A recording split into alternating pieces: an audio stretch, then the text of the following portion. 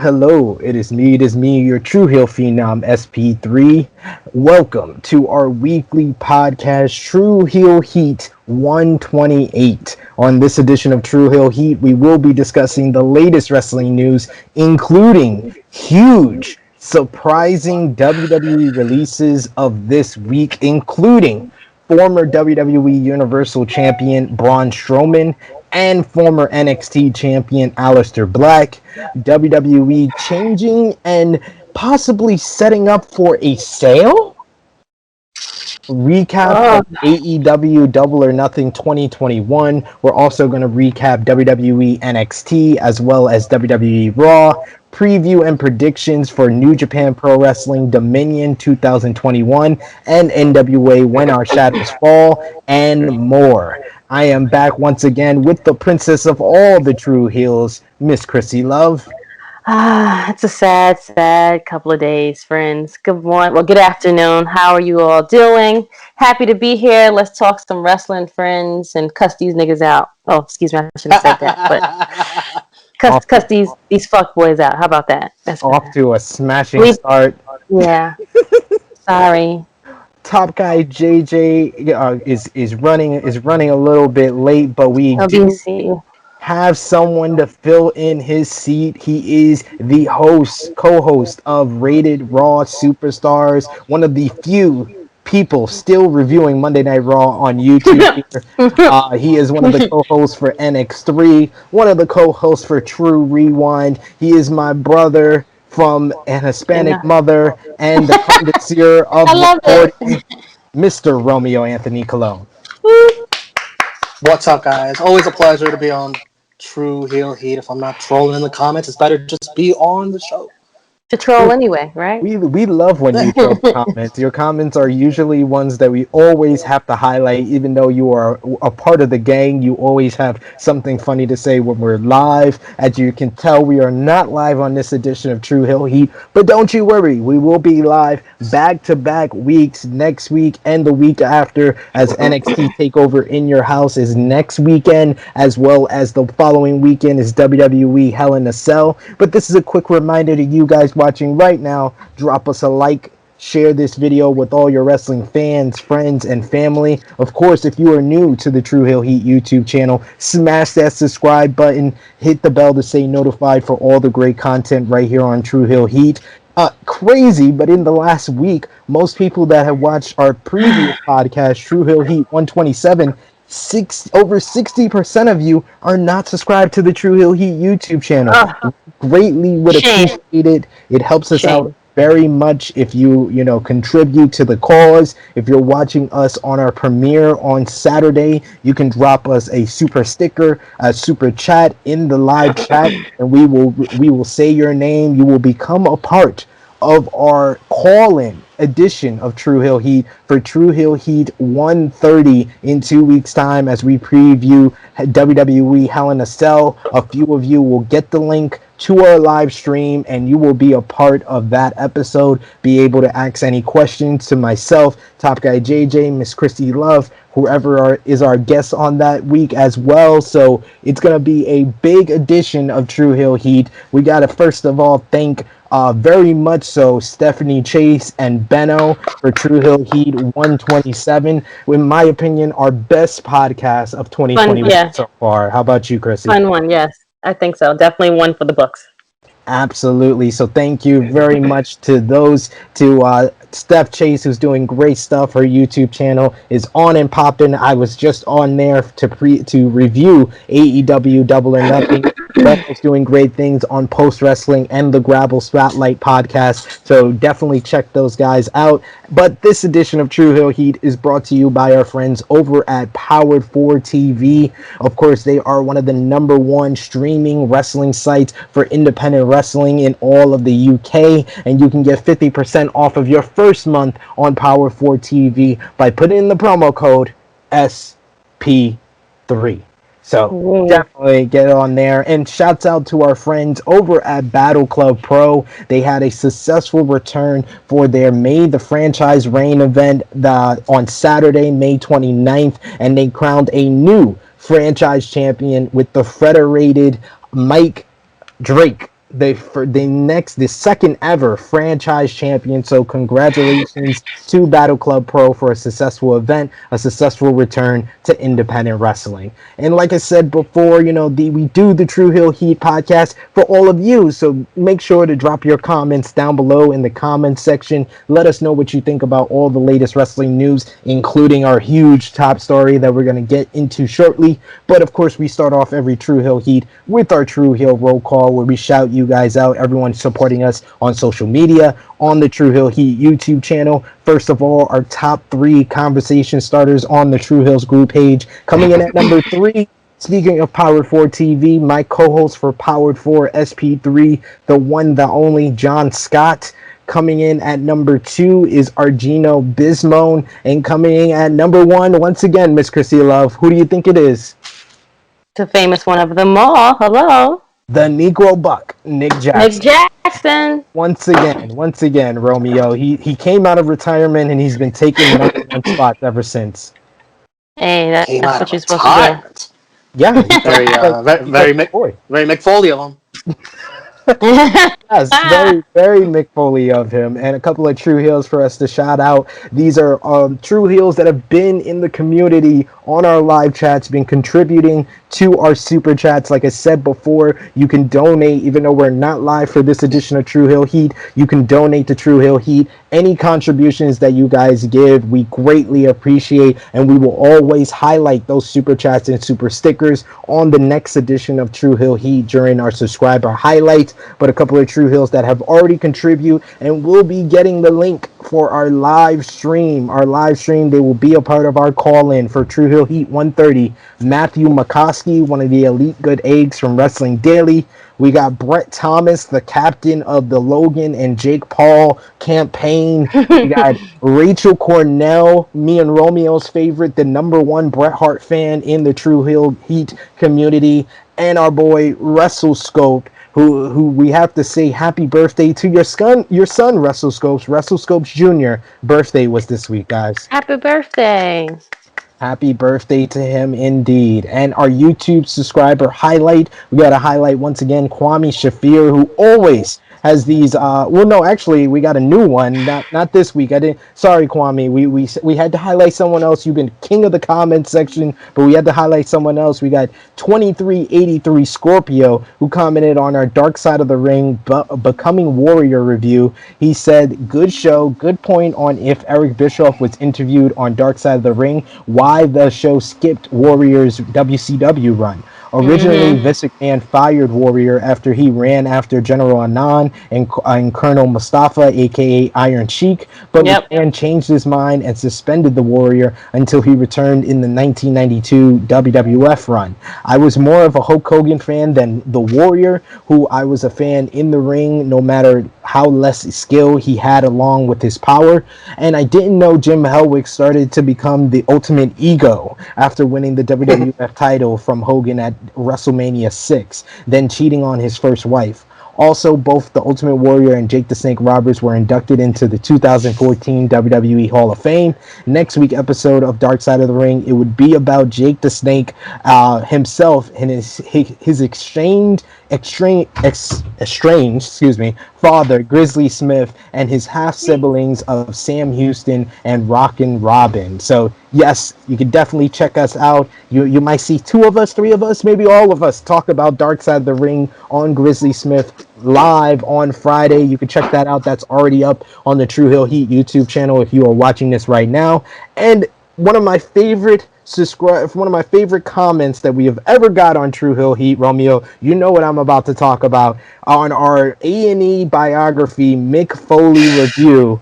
None other than Mickey Foley. Mickey Foley 0105. I am talking about the son of Mick Foley. Commented Nice. on our review. He said a nice review. I'm Mick Foley's son who was playing the guitar towards the end of the documentary. We definitely appreciate you, taking a look at our review, Mickey. Thank you so Yes. much. I've already subscribed to your YouTube channel. Hope you push the subscribe button for more on Tru Heel Heat because we got plenty of great reviews and we talk glowingly about your father even when it's not about him because he always has great creativity. So, Romeo, how's it feel to have a Hall of Famer's son commented on your work?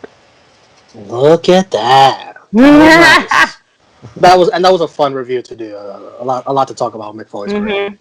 Absolutely. Out of all of the A&E so far, which one is your favorite, guys? Mm, I would say Austin and then probably Foley. Mm. For It's a me, good it's Shawn pick. Michaels, but Mm. looking forward to the next one, the last one, Bret Hart. Bret Hart Mm. finale. We will be going live tomorrow. If you're watching this live right now on the True Heel Heat YouTube channel, we are going live. No, actually on Monday, 2 days from now. On Yes. Monday, if you're watching this live, our A&E biography on Bret the Hitman Hart. It should be a very good one, as it is the season finale of the A&E biographies. But let's get right into it, guys. The top news story is, of course, WWE and its most surprising batch of releases this year. Are you guys ready for what may be my biggest synopsis of what's going on yet? Are you guys ready? Let's do No. it. Two different people Okay, in this world. it's okay. So, first reported by the good brother Sean Ross Sapp, who I would Mm-hmm. say is a part of the wrestling journalist Mount Rushmore. He is a guy that definitely is on top of what's going on in wrestling and always seems to get these big scoops. But he is the one that first reported it, a part of Fightful Wrestling. WWE announced on Wednesday their next round of releases this year, following the April 2021 releases, which featured Samoa Joe and the Iconics, the NXT releases last month, which featured Alexander Wolf and the Velveteen Dream, as well as over 30 office staffers who were fired just last week. WWE this week released Santana Garrett, Lana, Ruby Riott, Buddy Murphy, Aleister Black, and Braun Strowman.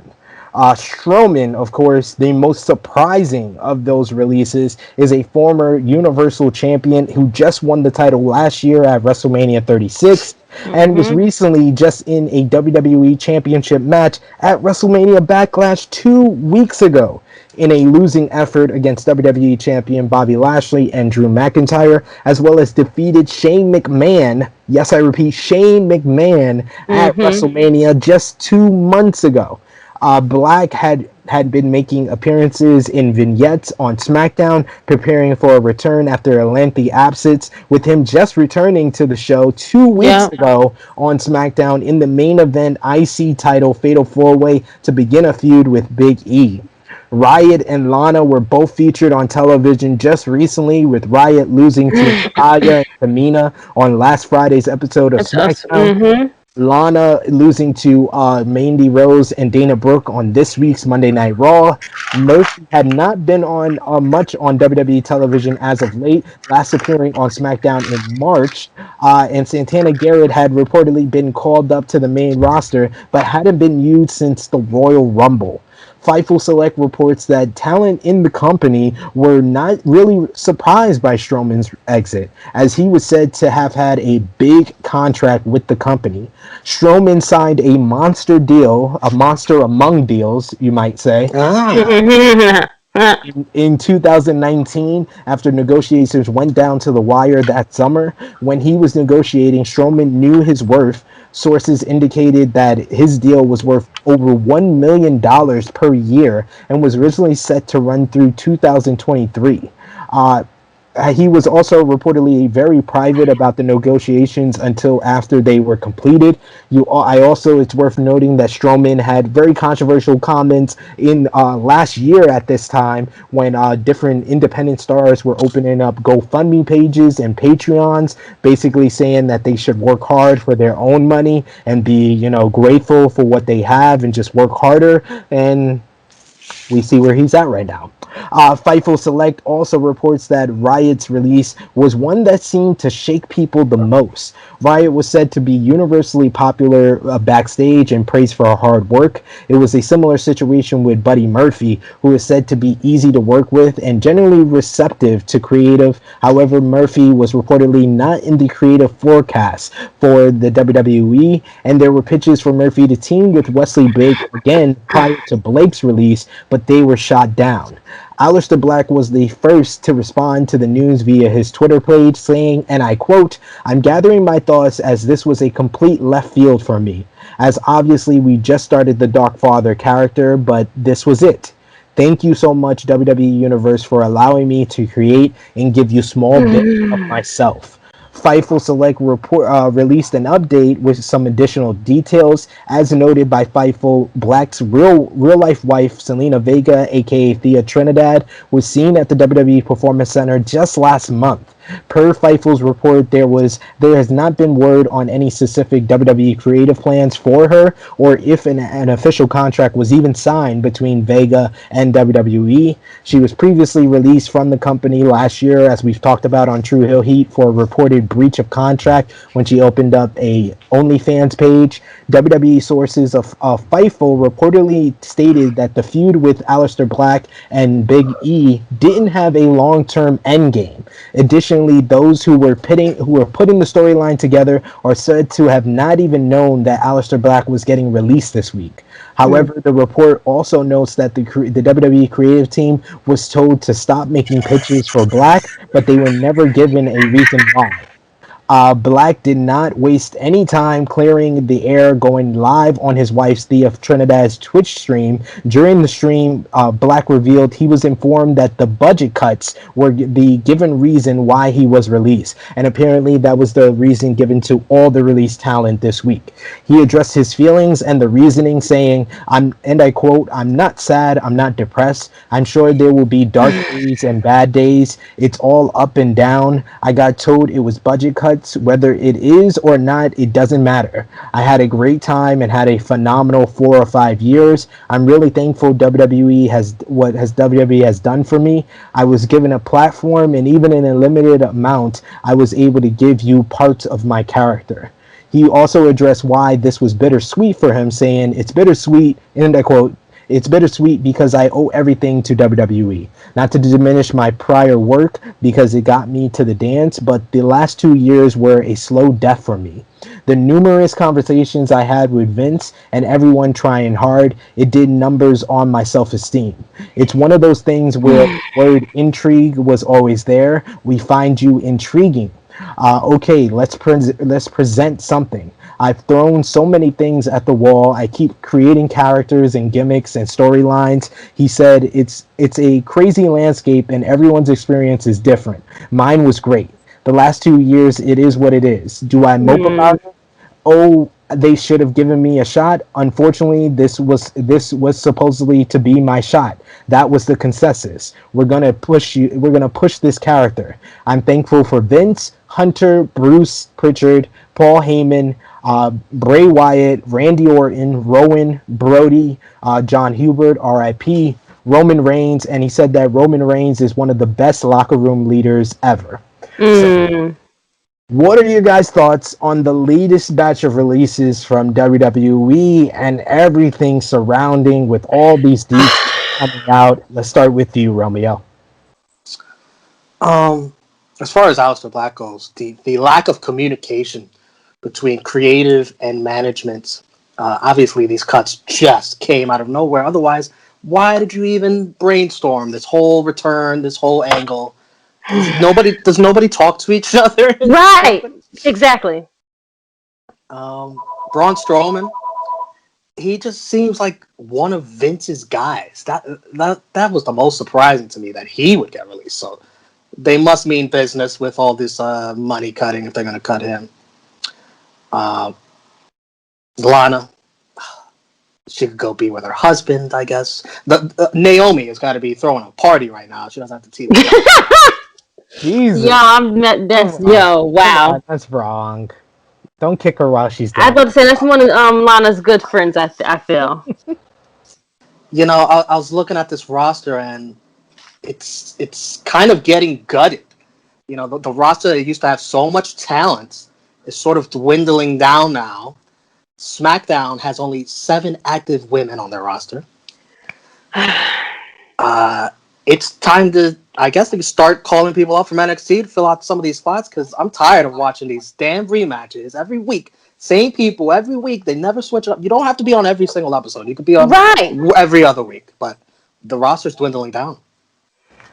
Well, this goes back to, what was it, 2-3 years ago, where WWE was doing their talent hoarding. They wanted to avoid talent going to, first New Japan Pro Wrestling and then AEW when AEW came to fruition. And now we're seeing them have a very much of a shift in the way they're thinking about business. So what's your thoughts on all these releases this week, Krssi? Braun is very surprising to me. I could, like Romeo said, I could have swore Vince Law's a big guy, and that's a big dude, and Braun was in incredible. He got back and he came back in incredible shape, and I just figured that was one of his top guys. You know what I'm saying? He'll call Braun. Braun will do cartwheels if he has to, but that one was from left field. Aleister Black. He's better off somewhere else. He's been sitting in the back just patiently waiting, and no one's communicating. No one between creative and Vince and Bruce, all of you guys at the table that talk and do all these things. Why did he make a vignette? Why did he do this? What was the point of this? You could have been let him go away a long time ago.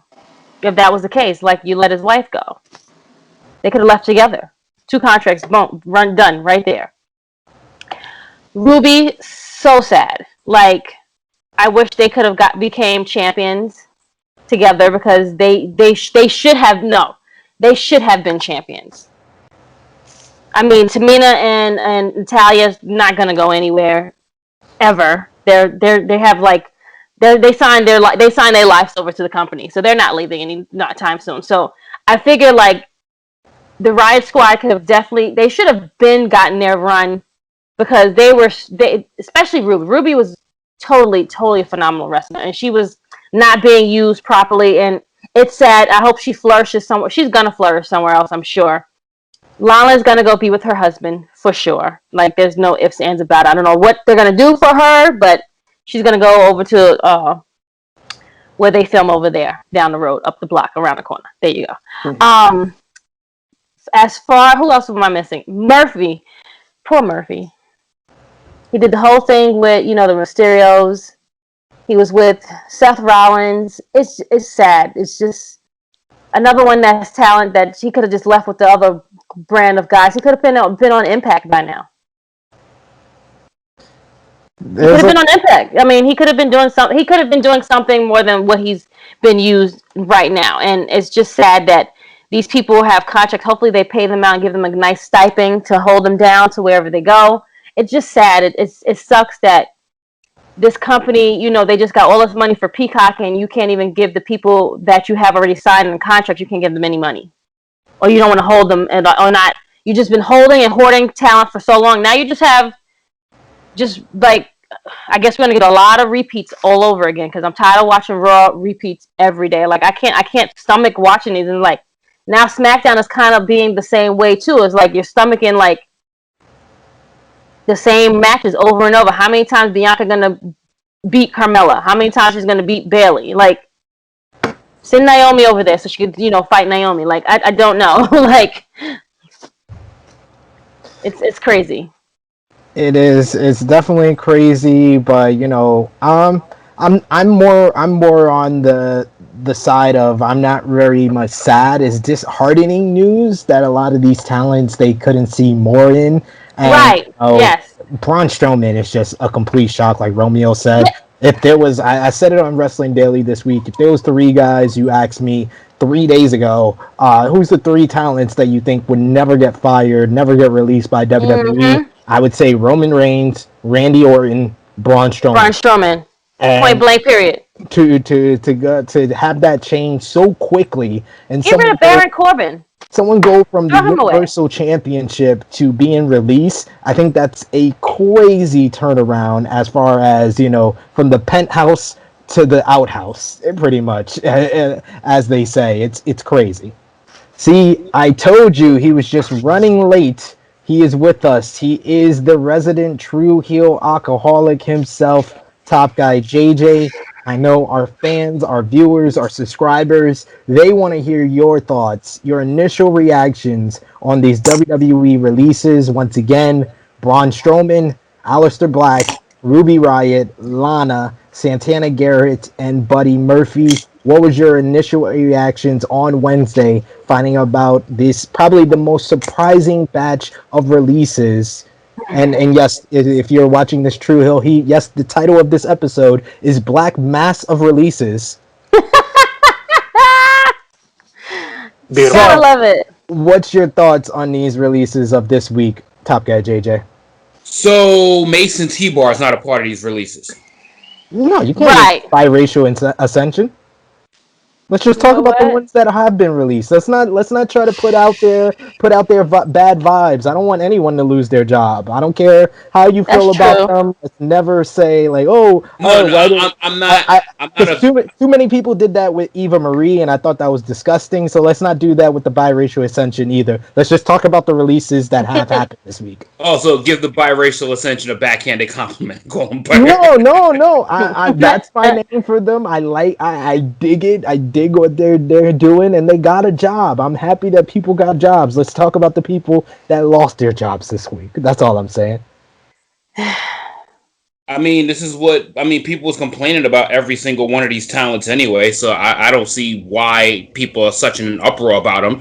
The only one that would probably get a lot of following and looking out for to hopefully he gets something really good is Murphy.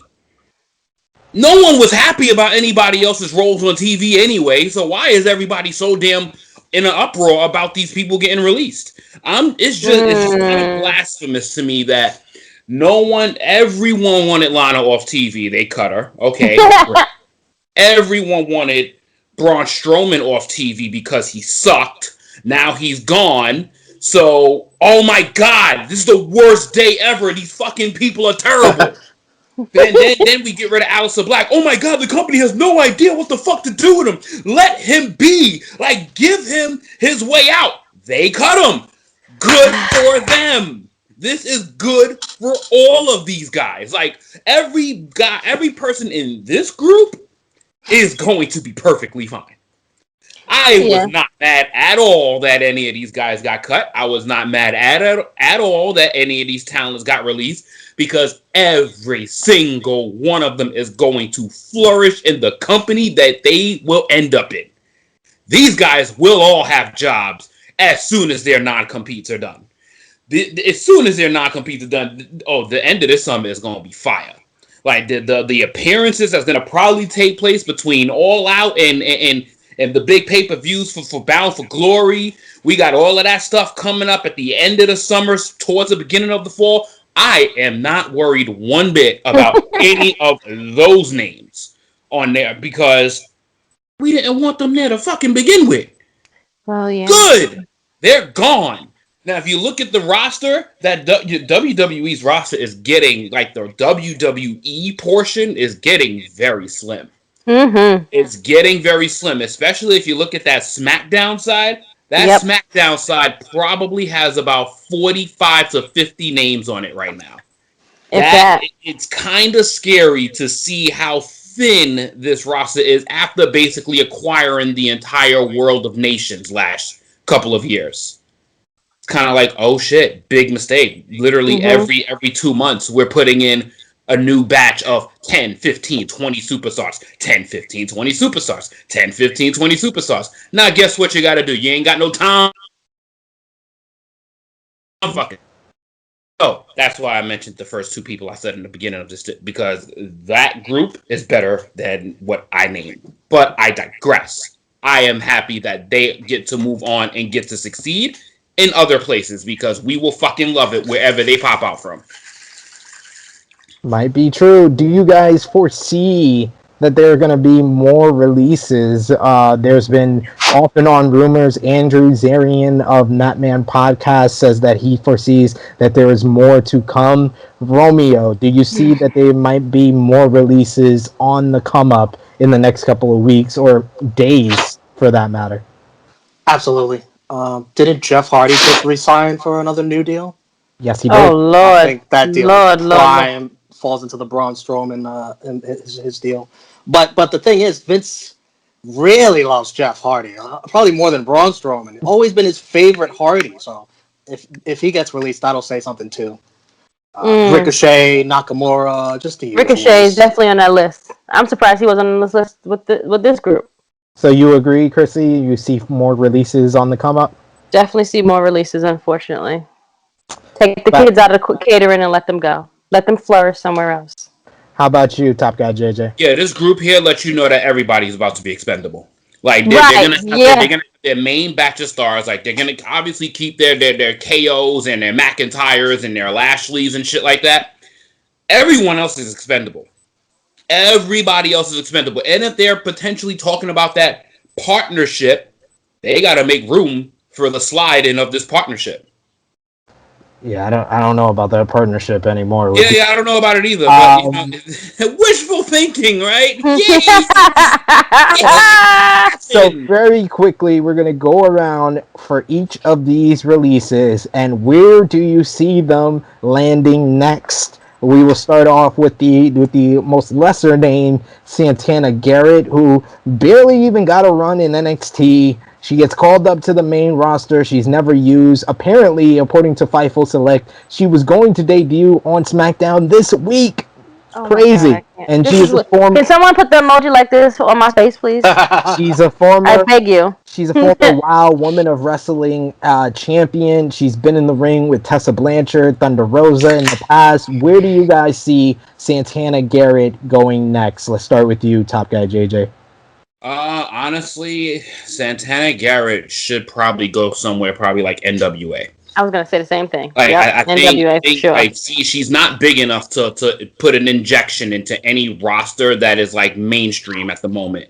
If she can build her name in NWA and really start to give, you know, give Serena Deeb a little bit of a run for her money, like give her a couple of decent matches, then we could probably start to like get her name on the radar. But right now, Santana Garrett cannot make an impact in any of the big rosters at the moment. You agree with NWA, Krssi? I definitely agree with NWA for sure.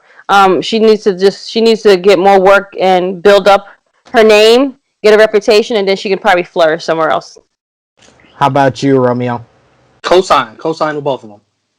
I'm going to go a little bit different. I think that she is perfect for Impact Wrestling. Impact Wrestling has a wealth of talent, but they have different type of ladies, and she fits the mold of like a Rachel Ellering who just went over there. And I can see her, you know, potentially going up against a Deonna Purrazzo, who's a great heel and can like run through. She's pretty much running through all the baby faces on the Impact Knockouts division right now. So Santana Garrett coming in with the little bit of shine that she did get in WWE would be a nice injection to Impact Wrestling, in my opinion. I just, you know, NWA, I'm not that high on it. We'll get into that when we go over their card for this weekend. So that's why I think Santana Garrett would be more useful and more valuable in Impact Wrestling.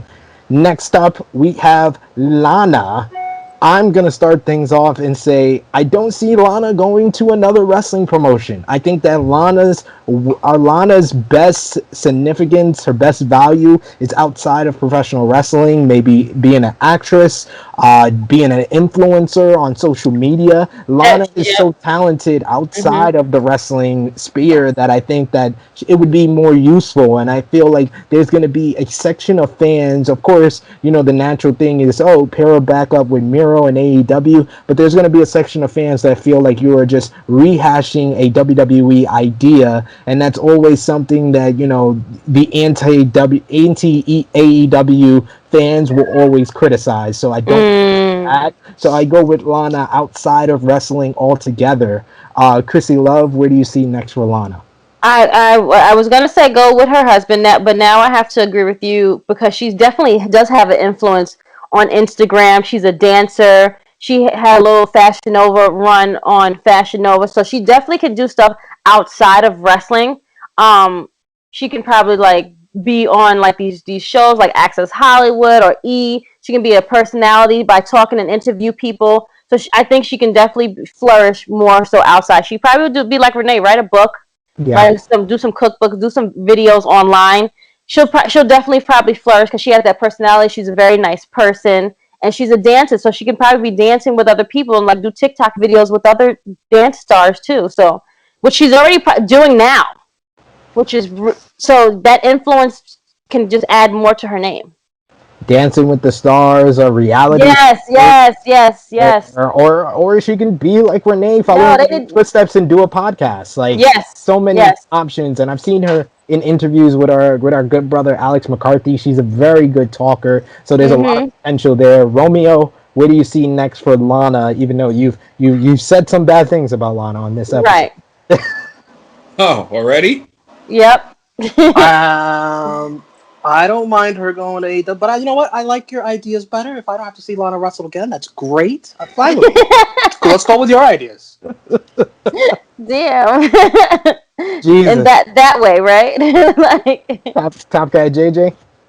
I'm gonna go obvious. I'm gonna say let's reunite her with her husband for a little while. Let them have a short run. Like, just but don't she have an doesn't have to accent. wrestle. She can just be his manager the way she was when she first started. Like, and they got room for her to come out there with him in an introduction. It would be a perfect reunite, a perfect marriage for them. It won't add any additional time needed for Dynamite. So I don't see it being a problem. She can still be all of those other things. She can still be an influence. She can still do her dancing. She can still write her books because her schedule won't be as heavy working with AEW as compared as to the so-called demand that it was for the other place, but she was only working once a week there anyway. But, you know, I just think that she would probably be a lot happier basically being with her husband and then being able to do these things. Mm-hmm. Fair. Next up, we got Ruby Riott, aka Heidi Lovelace. Where do you see Heidi Lovelace landing next? Let's start with you, Romeo. Yeah, the only reason I didn't say Impact for Santana Garrett is because Impact should focus number one on getting Ruby Riott first. A good idea. I just feel like there's a lot of characters that are similar To her, yep. to her in Impact Wrestling. I'll go next, and I say that the timing is perfect. She's already had the hair color before, the green hair color. Let her be the Joker in the Casino Battle Royale at AEW All Out. She would get a nuclear pop in Chicago. It just makes sense. It's 4 or 5 days after her 90-day compete clause is up. I think she would be the perfect Joker card at All Out for the Women's Casino Battle Royale. Top guy JJ. Yeah, I think this doesn't require too much thought. She's the slam dunk woman for AEW. Like that. This you got to nail. You got to nail this signing right here. You want a star injection into your division. You want to give any woman in that division a potential chance or a potential rivalry on either side because she can be either face or heel. I think Ruby is literally the perfect pull for AEW. They need to go all out to get this woman. I see what you did there. Yep. Miss Krssi Love. Gonna have to agree with you guys. My good brothers, AEW must try their best to please have her in Chicago. The pop that she will receive will be none other than goosebumps. Epic. And like you said, her contract will be up, the clause will be finished. Run to Chicago if you have to, because you need to be there. Her Britt Baker, banger.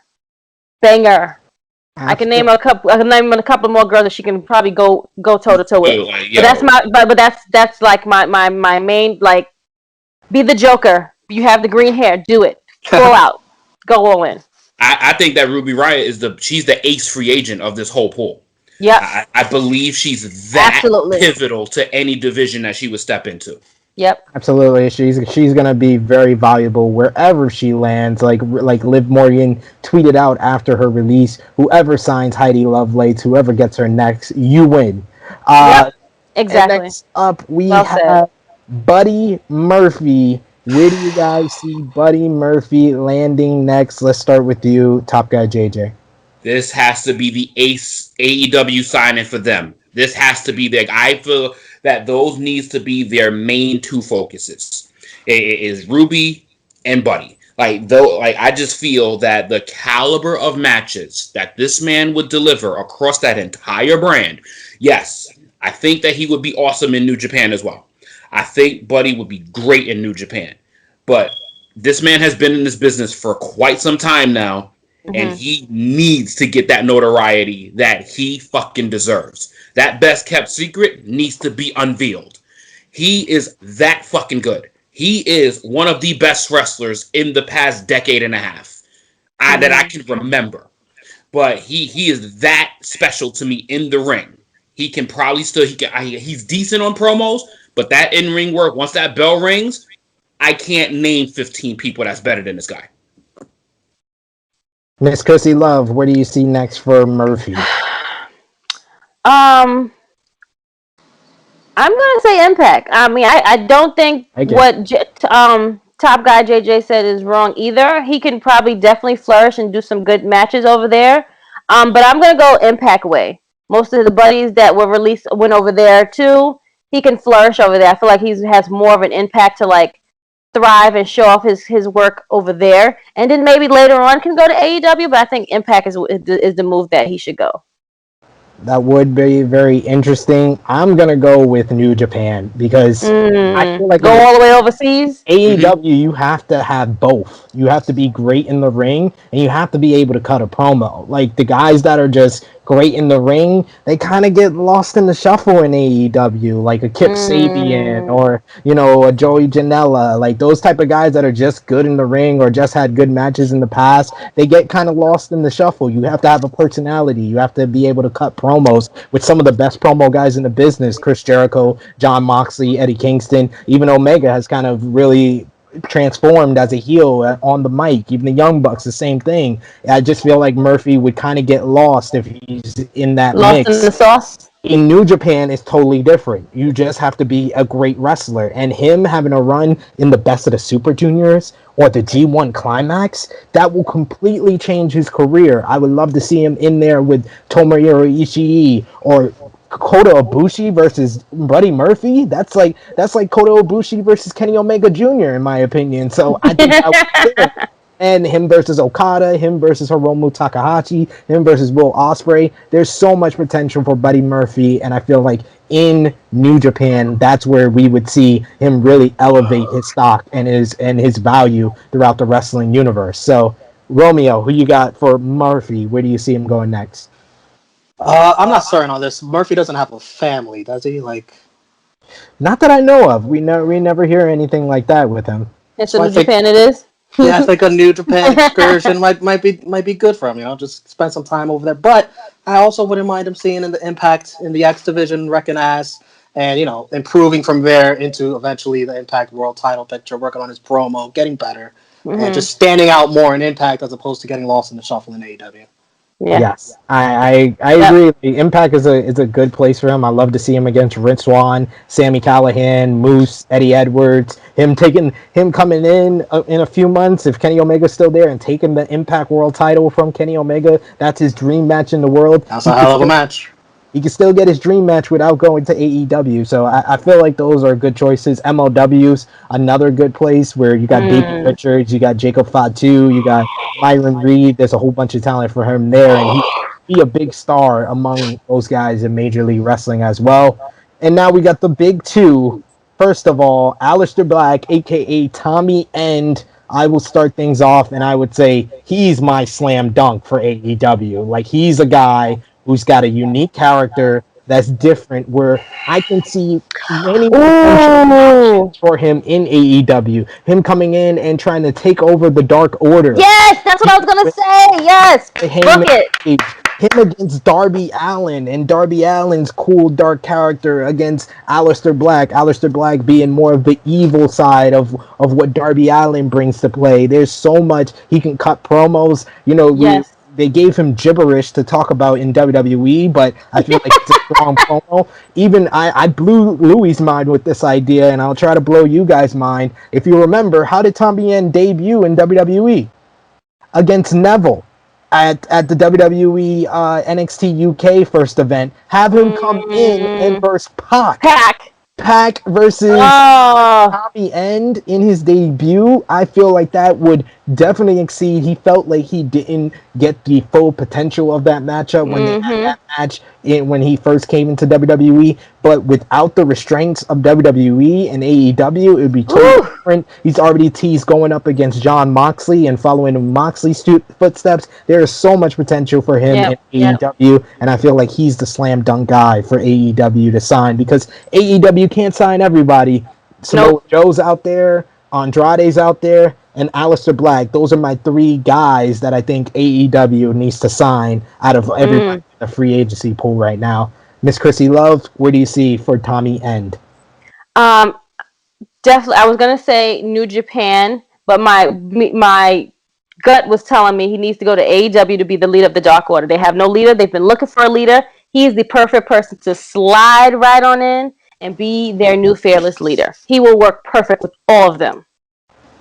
I dig it. Romeo? Slam dunk. AEW. I'm looking forward to it. AEW, go for it. Go all in. Seriously. And top guy JJ? You know, he's sitting here trying to convince myself otherwise, and it just doesn't work. I would have loved to see him go to Impact Wrestling. I would have absolutely loved that, because I think he brings the vignette package that Impact surely needs. He's special. He's special, and I'm going to just say Impact, because obviously that's kind of giving away the next answer, which is gonna be the guy that they go after the hardest out of this whole pitch. So I'm gonna go Impact, because they can't sign everyone. If I've already picked Buddy Murphy, the next guy clearly gives it away, but I would love to see Aleister Black be the man somewhere, and I don't think he would be the man in AEW.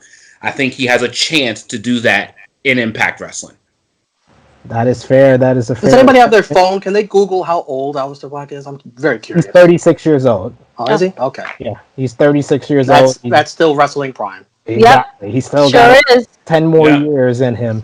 What do you guys think? I'll ask real quick your thoughts on Booker T on his Hall of Fame podcast, saying that Aleister Black did nothing to stand out from the pack of the rest of the WWE superstars in the WWE locker room. Krssi Love, I'll ask you first. What's your thoughts on Booker T's assessment? I swear, Booker T is like an undercover conservative that just really just like has his balls in someone else's hands. I swear.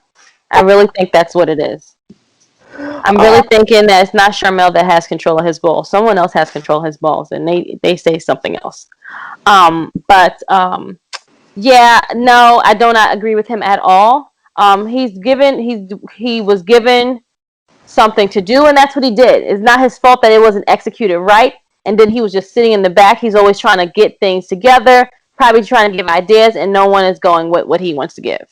Like we all know that it takes a billion people to say, you know what, okay, maybe let's give it a try. They're not convinced for some strange reason. Like, you don't just let me go. What I'm gonna do? Fail? Yeah, that's the point. Let me try it. At least try. Give me the chance. And you're not even giving these people the chance to do these things. It's just either Bruce, Vince, and all the other bozos sitting at the table. So it's what it is. Romeo, what's your thoughts on Booker T's assessment? I mean, Booker should look no further than, them starting this push and angle on SmackDown, and then all of a sudden he's gone. You're only as good as the rocket that's strapped to your back, and sometimes it's a NASA rocket, and sometimes it's a firecracker. Yep. And for Aleister Black, more often it was a firecracker. Mm-hmm. Top guy JJ, what about you? Booker T is the unfortunate victim of just being able to analyze what he sees on TV and has no influence backstage. Yep. There you go. Like he There's no literally say. just sees the output and projects and projects his opinion on what he sees on TV. Aleister Black's television look sucked. I wonder why. How many people had to dive their hands into creative to try to think they're repackaging him 3 times? Mm-hmm. He got repackaged 3 times. And it got worse each time. Yep. His first package, his NXT look, was the best thing that he was in his entire run in the WWE. And then he got changed 3 times. It got worse with each one. Mm-hmm. So how about you just let the fucking man have his creative freedom and have his ideas actually implemented is what people loved. His theme music was a banger. His entrance was a banger. His outfits were bangers. Mm-hmm. No, this was none of our ideas. Let's take all of that shit away from him. And this is the shit that Booker T has to analyze and give opinions on. He just shows up for the pre-shows. That's it. He's literally a worker. Booker T is a worker. He's a worker, straight up. He's a worker. I said this on Twitter. I've said it before, I think, on here. Booker T is the Charles Barkley of wrestling media. He's a worker. He's a former legend who has the worst takes, and he always says it like he actually believes what he's saying, but he has information or knowledge to back it up. And it's just, it comes off as really shitty takes. Yeah, I think the only difference I would go with Barkley and Booker is that I think Barkley actually believes the bullshit that he says. No, I think Booker does too. Yeah, when he leaves, Booker does too. I feel like when Booker T leaves these interviews, he's like, "Oh my god, like that really." Like I think he goes back like that really. Did I really just say that? Tell me, I really just said that. I think he really does because he keeps saying them, so he has to believe them. Romeo, you were gonna say something? This is a debate for another day and another show, but I think Shaq is worse than Barkley. Oh, well, no, Shaq is biased. There's a difference. Shaq is biased. Shaq is biased. Yeah, he admits his bias. He admits he's biased to the Lakers. He's biased to the Magic. He's biased to the Heat. And he might be biased to all his other 57 teams that he was on during his career, but he admits that he's biased. Booker T doesn't admit that he has someone pulling his strings on what he's saying, and sometimes that's the same with Charles Barkley because he wants the headlines. So finally, guys, we got one more to predict where they're going next. Braun Strowman. Where is Big Strowman heading to next, Miss Krssi Love? Just say it. You know you hate to say it. Yeah, he's gonna go to AEW, unfortunately. Hate to say it. Thank you. You could say it with a little more pep in your step. No, I don't want to say it with the pep in my step because he's just gonna be one of those big. Look like Calvin. Strowman Express. Make its way into Daly's place. Yeah, I'm not really. That's a name. Right. He got to think of a name. He's gonna be a big guy that just comes in and. Yeah, I guess AEW. There's nowhere else he can go.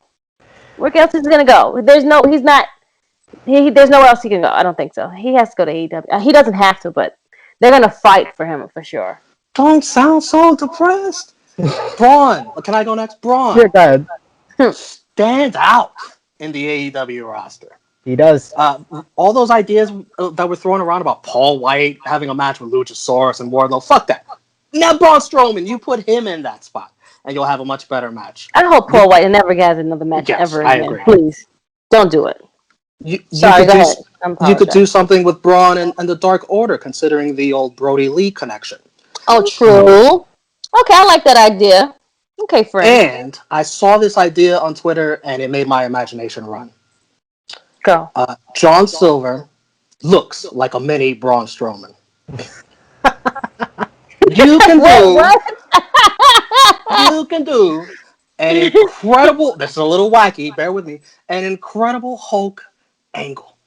And what happens is, John Silver, when he gets really, really angry, He goes under the ring. And then he comes out as Braun Strowman. No, you know what? I'm doing. Nobody's gonna No more. fuck with him. No, Nobody's gonna fuck with him. How great is that? Braun Nope. Silver. Braun Silver. That's his new name. Braun Silver. No way. I'll just Silver, say he's his brother. Stanley approves. He's his big brother. Stanley approves in his grave. Stanley, No, he God does rest not. his He's soul. Stanley rolling over his approves. damn grave, man. Well, Stanley approves. Brody Lee approves. Yes. Oh man, that's hilarious. Top guy JJ. Lord. Braun Strowman he's been built to be mainstream. Yeah. The only mainstream place left is AEW. And I say it with not much joy because he's going to be the most overhyped. He's going to be the biggest and greatest free agent acquisition the company has ever had. He is going to get the sun, moon, rain, and stars when he's going to get catapulted so quickly.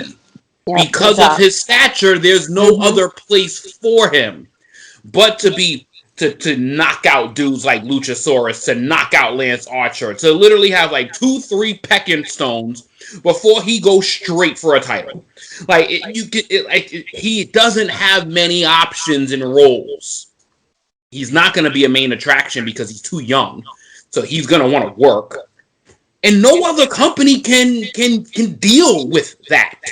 Yeah. So I don't see it going any other way. That's kind of why I'm unfortunately have to disagree with the Aleister Black take, which sounds amazing as him being the leader of the Dark Order, but I think they're gonna put their eggs in this giant monster. AEW makes a lot of sense. Mark Henry is the man that discovered him. Mark Henry, as we'll talk about, just signing with AEW. He has a connection to Big Show. But no, I don't see that. I don't see that happening. I think the best thing for Braun Strowman's career is maybe going into acting. He's another one like Lana, maybe outside of wrestling. He's already put out there that he doesn't want to work for any other company besides WWE. So that goes back to WWE on a race deal in the future.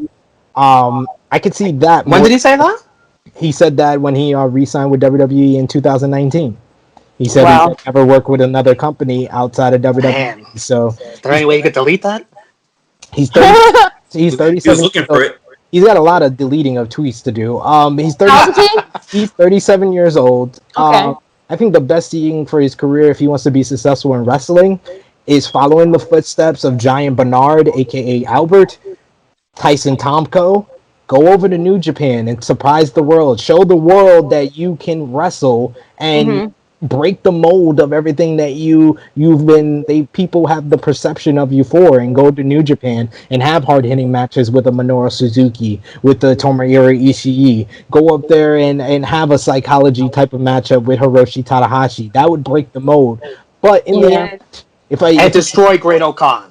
Absolutely, I'm with that too. Oh, kill him! Yeah, I kill his character off right off TV. In the end, I don't see him going to New Japan because I don't think he really wants to improve wrestling.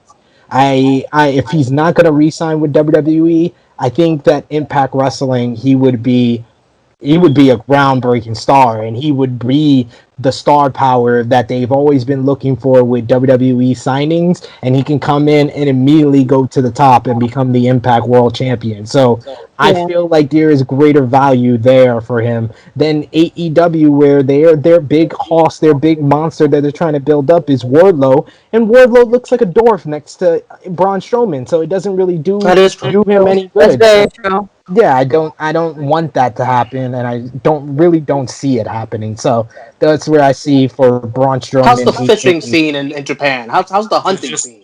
Just get ready for it, because there's a lot of big game hunting that in Japan for him to do. So get ready for it, though. It's coming. I mean, you can't be in the business of professional wrestling and be mainstream and not go after this big fish. You can't do it. True. Hey, you got enough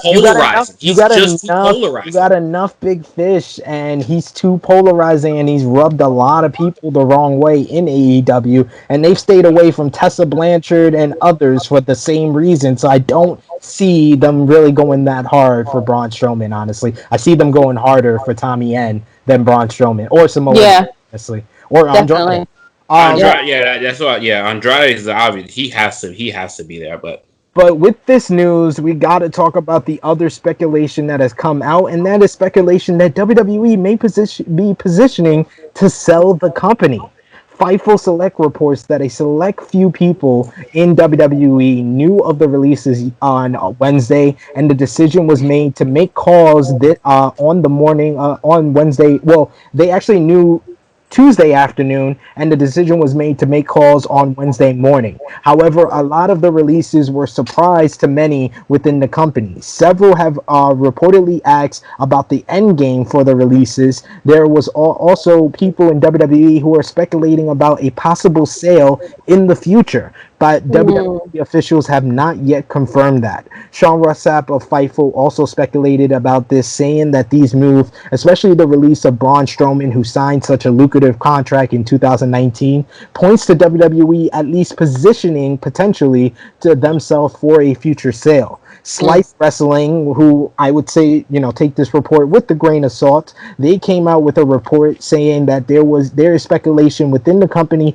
that WWE may potentially be selling to NBC in the near future. There have Lord, Lord, Lord. also been rumors that WWE is looking to become more like Marvel and become an entertainment company based on the personalities that they create.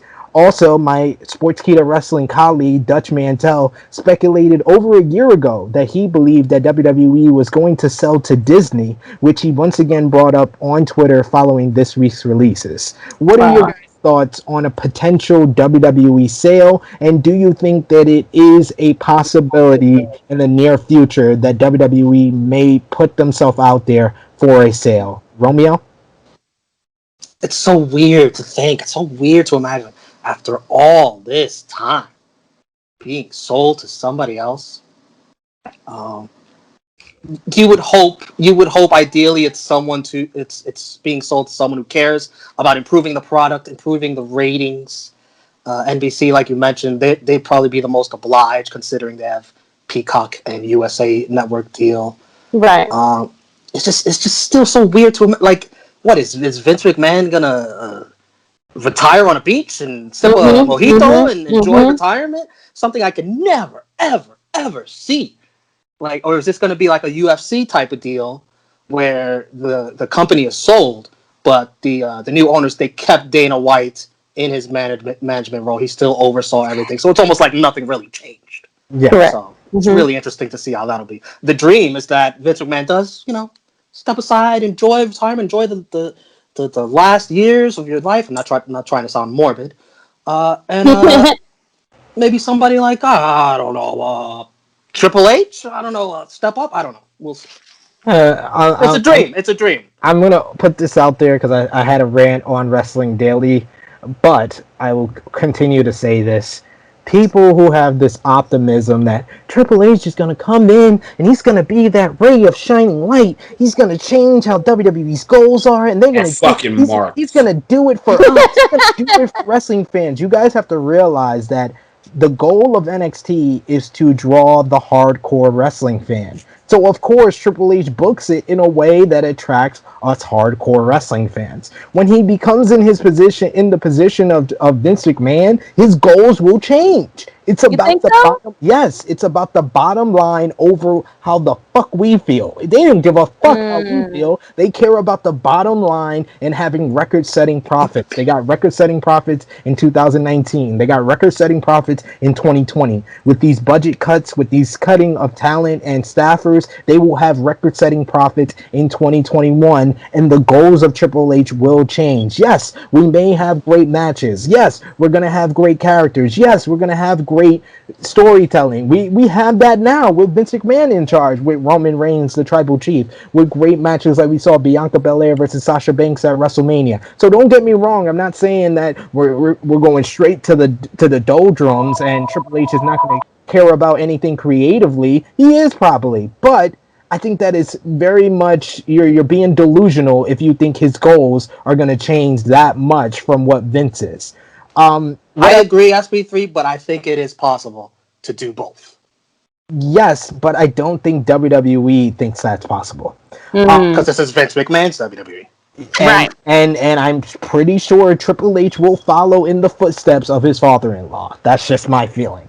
My question for you, Miss Krssi Love, is: do you think WWE regrets their talent hoarding over the past few years, since we are kind of seeing a shift in their thinking of the company right now? Um, I would only yes, because they would have probably saved more money, and no, they didn't want their talent to be elsewhere. So That's it's like a two-sided coin. You understand? They wanted the best of both worlds, if that makes sense. Um, because they held them in these like 90-day contracts. They can't go anywhere, so you're still holding on to them, like you're still holding them, and the flame is underneath there. Like, are they gonna run away or not? You know what I'm saying? Like, like the Smurfs. You ever seen the Smurfs? And the Goldo had this, like, just like that. So it's just like they want the best of both worlds. They want to save money, but they also want to hoard talent so that no one else can have them. this is true. This is true. So it's like because you wouldn't have these 90-day clauses in. Give me 30 days. Why do you need a whole 90 days? This is true. Why are you holding on? Why do you want me to sit put for 90 days? You want me to be Well, sad? well, You it want me not is. sitting anywhere? No, it's more. Like, what do It's you want me to do? more of a thing if they leave the company and they go to another company immediately, then they are gonna take that momentum, or of the release, and go to another company and draw eyes there. By having the 90 days, they're able to cool that person down a little bit before they make a move to another promotion. So I understand it business wise as far as WWE. Like I said, I put on my Vince hat when I think of their thing, so I Which is understand the 90. perfectly fine. However, you're still holding people back.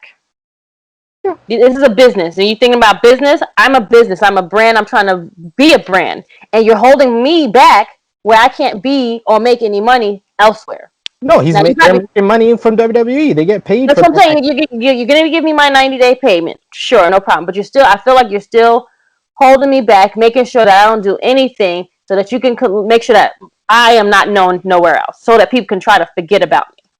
You take my stitches, you take all my Instagram and all that stuff away. You wanted to be in charge of all of that. Still holding on to all these people and doing nothing with them. It's just, yeah, it's a business, sure, no problem. But it still sucks, and it still doesn't benefit no one at the end of the day. So they're fuckboy still. Top guy JJ, my question for you is: if there is a potential sale, what big company would you like to see WWE sell to? Not Peacock. Like a streaming company or another wrestling promotion? Yeah, I said Any anything you want. company, Yeah, anything honestly, you want. I think there's a place that, and it's not going to happen because Peacock is affiliated with Fox, correct? No, Peacock is affiliated with NBC. NBC. Yeah. So kind of had that in my. Why can't I see the WWE transition to a company that I believe that actually cares about sports, and that believe that would be NBC, the NBC branded. So I think the fact that Channel 4 hasn't had any mainline stream sports in quite a while, this would be a great opening for them, because clearly Fox is not going to give them the light of day. They got SmackDown on there. They got SmackDown for 2 hours, but that's not their main focus. NBC does not have a main focus at the moment. I think this is a perfect time for them to slide in and really give them that mainstream effort that would probably be warranted and needed, because then it would give them it would ignite them to actually create better product. Because right now the efforts on USA are lackluster. They don't even fucking exist. The fact that they're being streamed on a streaming service of Peacock is basically here. Catch us on demand. Catch us whenever. You can see it whenever you have time. So that's basically the life that I've fallen into with WWE. Is I catch them on Hulu or I catch them on Peacock whenever I get the chance. Seeing them on NBC is going to kind of open my eyes, if they're live on there, for me to actually get to see if they're going to put some effort into it and give me some interest for a little while. It might fizzle out after a little while. It might fizzle out. And I don't see anything changing, as Romeo said earlier. I don't see anything changing. I don't see anything changing. I don't see a big shift, but I see a lot of financial benefit out of this. Again, more profits, as you just said, more profits, but not changing. But I do think a complete shift needs to happen with this company because they are just too complacent and they're just too stale, and they don't even like the fact that Monday Night Raw had 1.1 million viewers in their final For the hour. third hour, yeah. So that speaks infinite volumes as to how we are tired of this. They were pulling dynamite numbers. They're pulling dynamite numbers. The number one show in all of wrestling is pulling dynamite numbers. It's insanely sad. Something needs to happen to this company. Something drastic needs to happen to this company. And yes, a complete company shift, channel shift. Yes, I'm all for it. Yes, we will probably talk more about a potential sale for WWE as we get more information on future episodes of Tru Heel Heat. In a shocking surprise on Friday Night Dynamite following AEW Double or Nothing, it was none other than former WWE superstar, former IWGP Intercontinental Champion and NXT Champion, the one, the only, La Sombra, Andrade El Idolo, who debuted on AEW Dynamite. He was introduced to the company by Vicky Guerrero, who will act as his manager, and Andrade announced that he is the new face of All Elite Wrestling. So a big congratulations to Andrade debuting in AEW. In another bit of huge news that will affect the summer plans for WWE, it was none other than Brian Alvarez on Wrestling Observer Live this week, who speculated that former WWE Champion and Universal Champion Brock Lesnar may be returning to WWE. This following Drew McIntyre, Bobby Lashley, and Kofi Kingston saying the name of the former champion several times on this past week's Monday Night Raw, and then this was followed up and piggybacked on by Andrew Zarian, who's become a bit of a wrestling scoopster with major news. He was the same guy who was first broke the news that NXT was moving over to Tuesdays. He is the host of the Mat Man podcast, which is on Figure 4 online, the Wrestling Observer radio and website. He also tweeted out that Brock Lesnar is going to return at SummerSlam, with speculation being that he will have a major matchup against Bobby Lashley for the WWE Championship in a match that has been hyped up for over a decade. Let us know in the comments section below if you believe we're going to see Lesnar versus Lashley at SummerSlam, or what big match you would like to see Brock Lesnar in if he does in fact return to WWE at SummerSlam. So yes, we got to talk about what we missed, and what we missed was AEW Double or Nothing 2021. It was a huge card and one of the best pay-per-views of the year, in my opinion.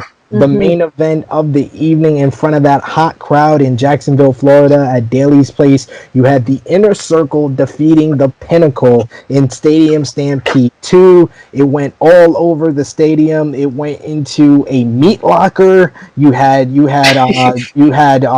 Sean Spears with a chair routine, like he was on Dancing with the Stars. You had a nightclub scene. You had the Inner Circle propelled down from the top of the stadium.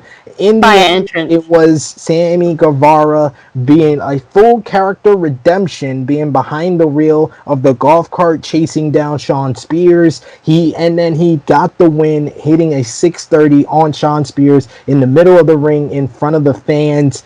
And really redeemed himself, because he was the man who lost Stadium Stampede last year. He also was the man who surrendered in blood and guts. He was the guy who left the Inner Circle. He was the one who saw through MJF the entire time. So a great star-making performance for Sammy Guevara. But my question for you guys, first up on Double or Nothing, did Stadium Stampede top last year's version? Let's start with you, Romeo. No, but a still entertaining match. It's always hard to top the original, the first. I mean, think of what Mick Foley had to fucking do to top the first Hell in a Cell. He had to kill himself, basically. Yeah, pretty much. Yeah, he did. Still an entertaining match. I could do without fucking Urban Meyer, breaking kayfabe on Twitter, showing us a nice, cute picture. Chris Jericho, MJF, just loving what they're doing. Please, come on. Killing the kayfabe for you. Urban Meyer, who was a guest cameo. You also had Conan appear in the Oh, nightclub. that was good. Miss Krssi Love, did you think that Stadium Stampede 2 topped Stadium Stampede 1? No. I enjoyed 2. Don't get me wrong, but I don't think it was better than the first one. Like Romeo said, it's hard to go over and do it all over again and make it better. I mean, you probably can for certain ones. Look at Thor Ragnarok. That's one. Anywho. Yeah, that's true. I mean, I don't. Again, I enjoyed parts of what they did. I think they executed well. I just enjoyed the first one better than the second one. It just felt really long, in my opinion. It was very long because at one point I'm like, well, damn, what time is the show over? Because I'm like, this is okay. Like, because I'm like, well, what time is the Stadium Stampede? I'm like, well, Jesus, I almost forgot about the Stadium Stampede because we had so many matches and it's such a stacked pay-per-view. I'm like, damn, it's late. Like, what? Okay. SP3, I got another question for y'all. Was it better than Blood and Guts? No, it wasn't. Blood and Guts was better. I like Blood and Guts. Blood and Guts was only ruined by the ending. Yeah. And that was after the bell rang, so I can't really fault it that much. Blood and Guts overall was better, and I think that was the issue going into this match, that it felt like the feud was out of order, where Blood and Guts probably should have came after Stadium Stampede. Yeah, absolutely. Was a lot of issues there.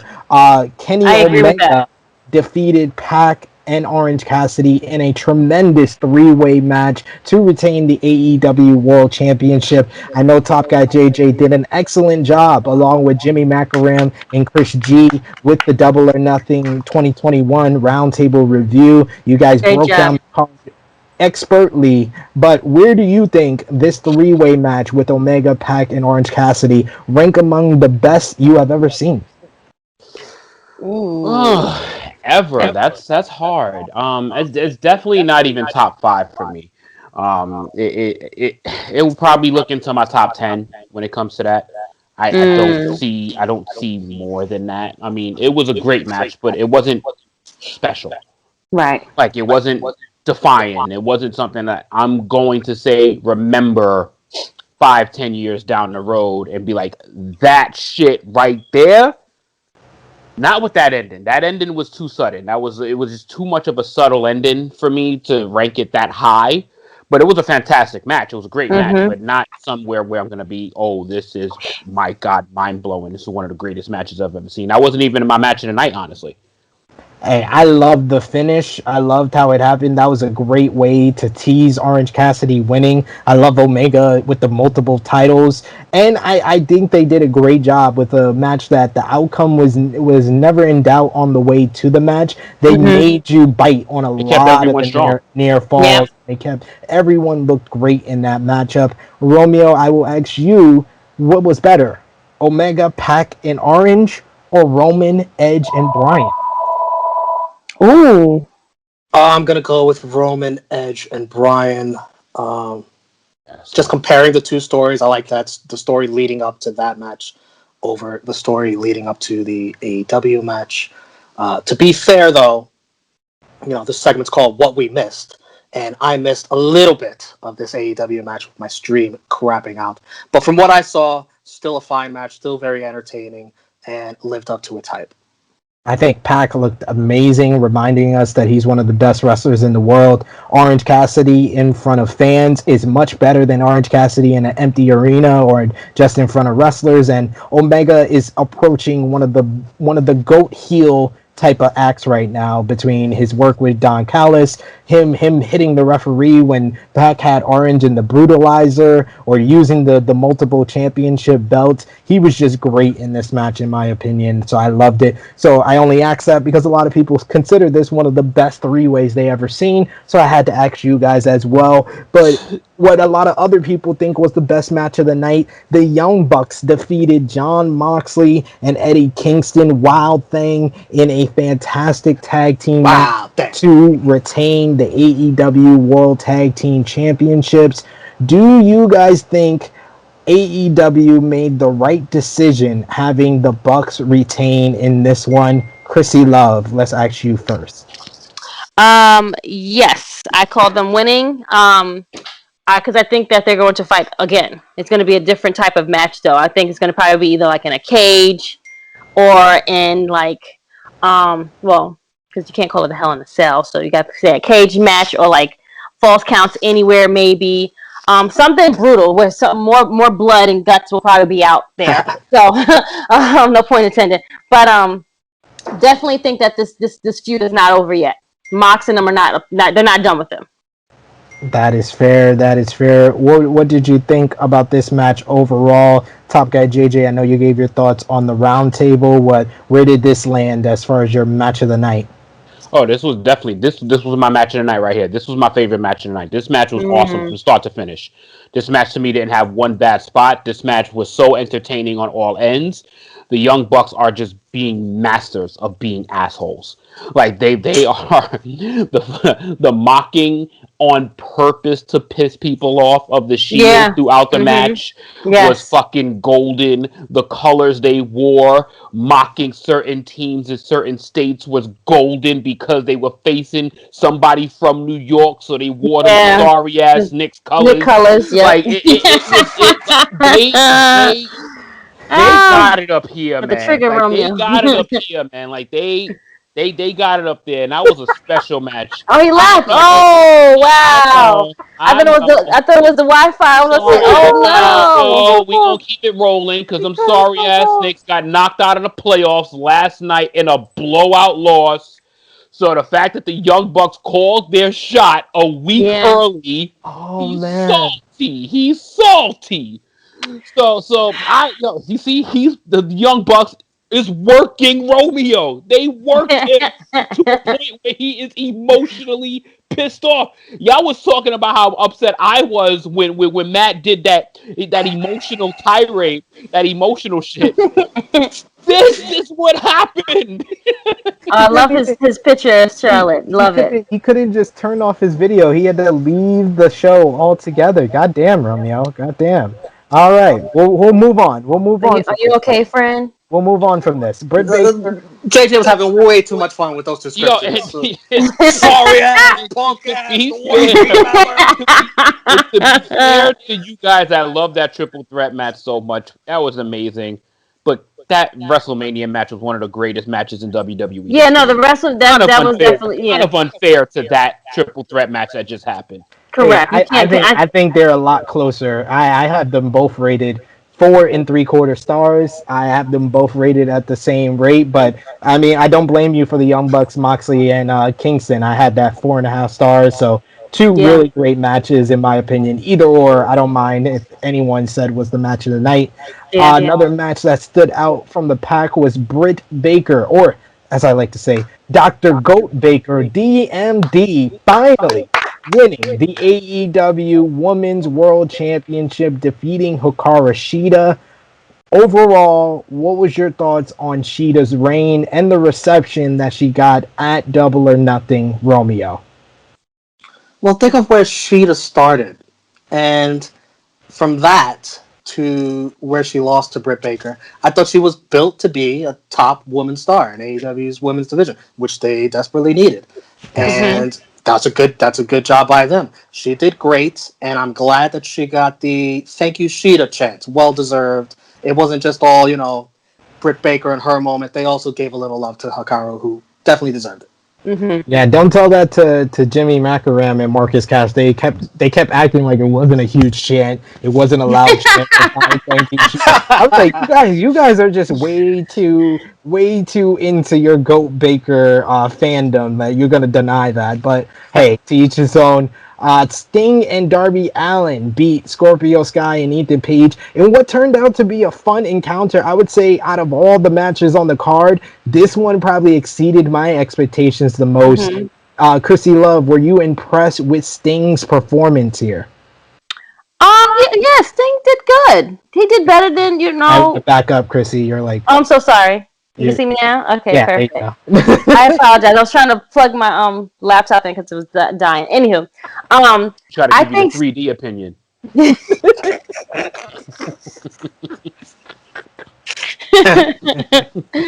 um, I think Sting did very well for a man of his age. I think that he still can, go a couple of rounds with these young boys.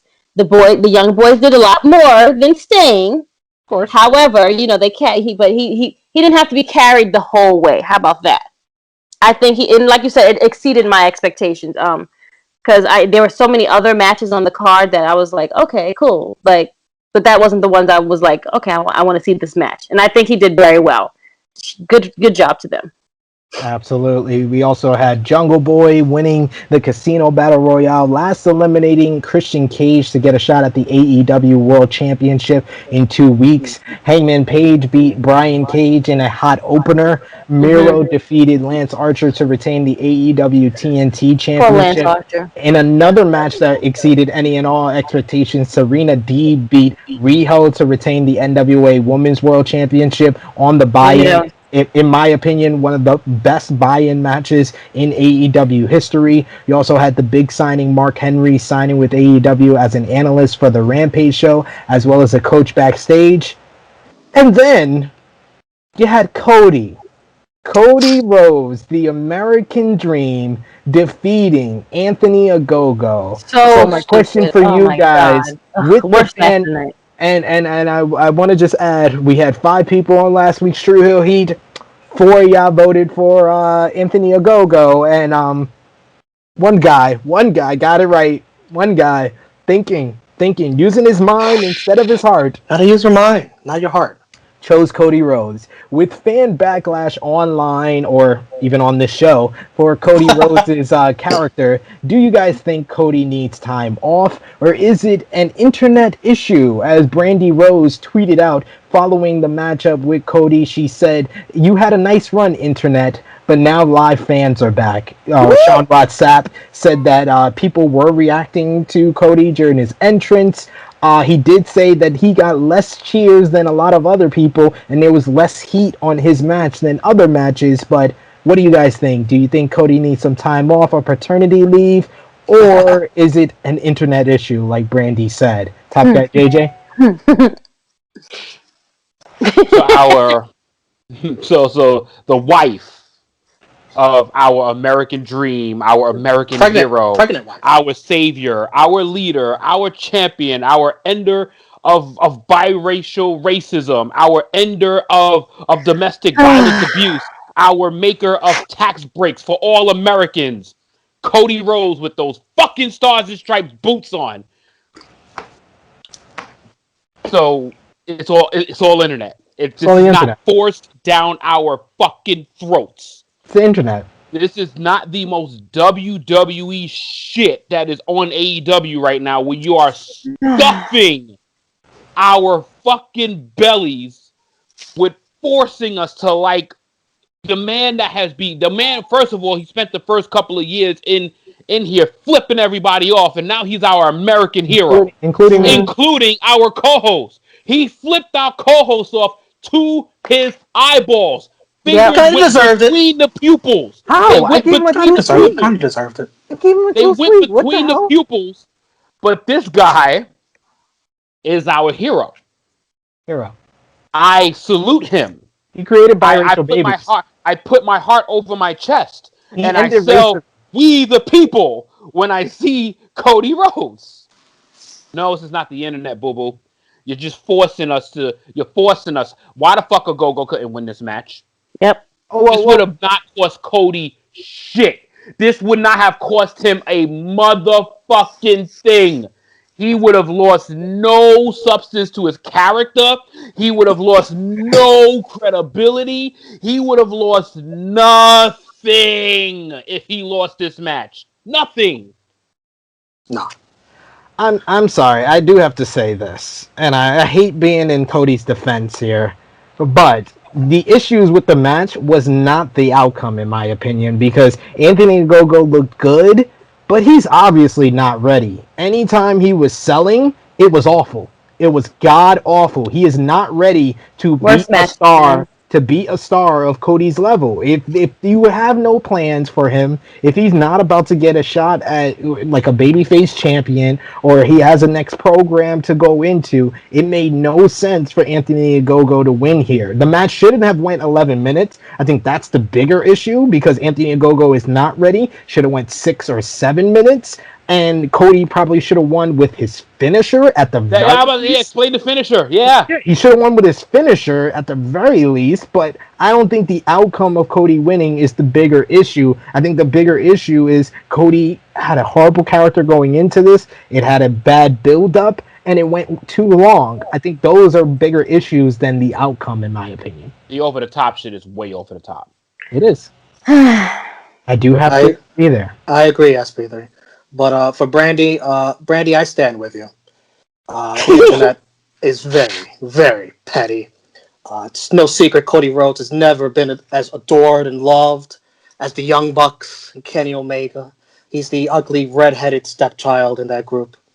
Has it been on BTE in what, forever? Nope.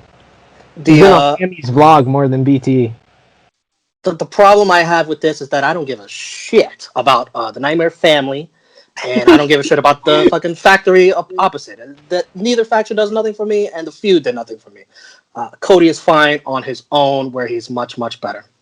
And he was the American Dream, JJ. There's no way he was losing this match. Not on Memorial Day. I said this on the podcast that I'm probably going to be wrong. I just didn't want him to win this fucking match. Mm-hmm. I admitted I was going to be wrong before I even fucking finished the pick of the match. Yep. You should have went against Benno's 3D hat.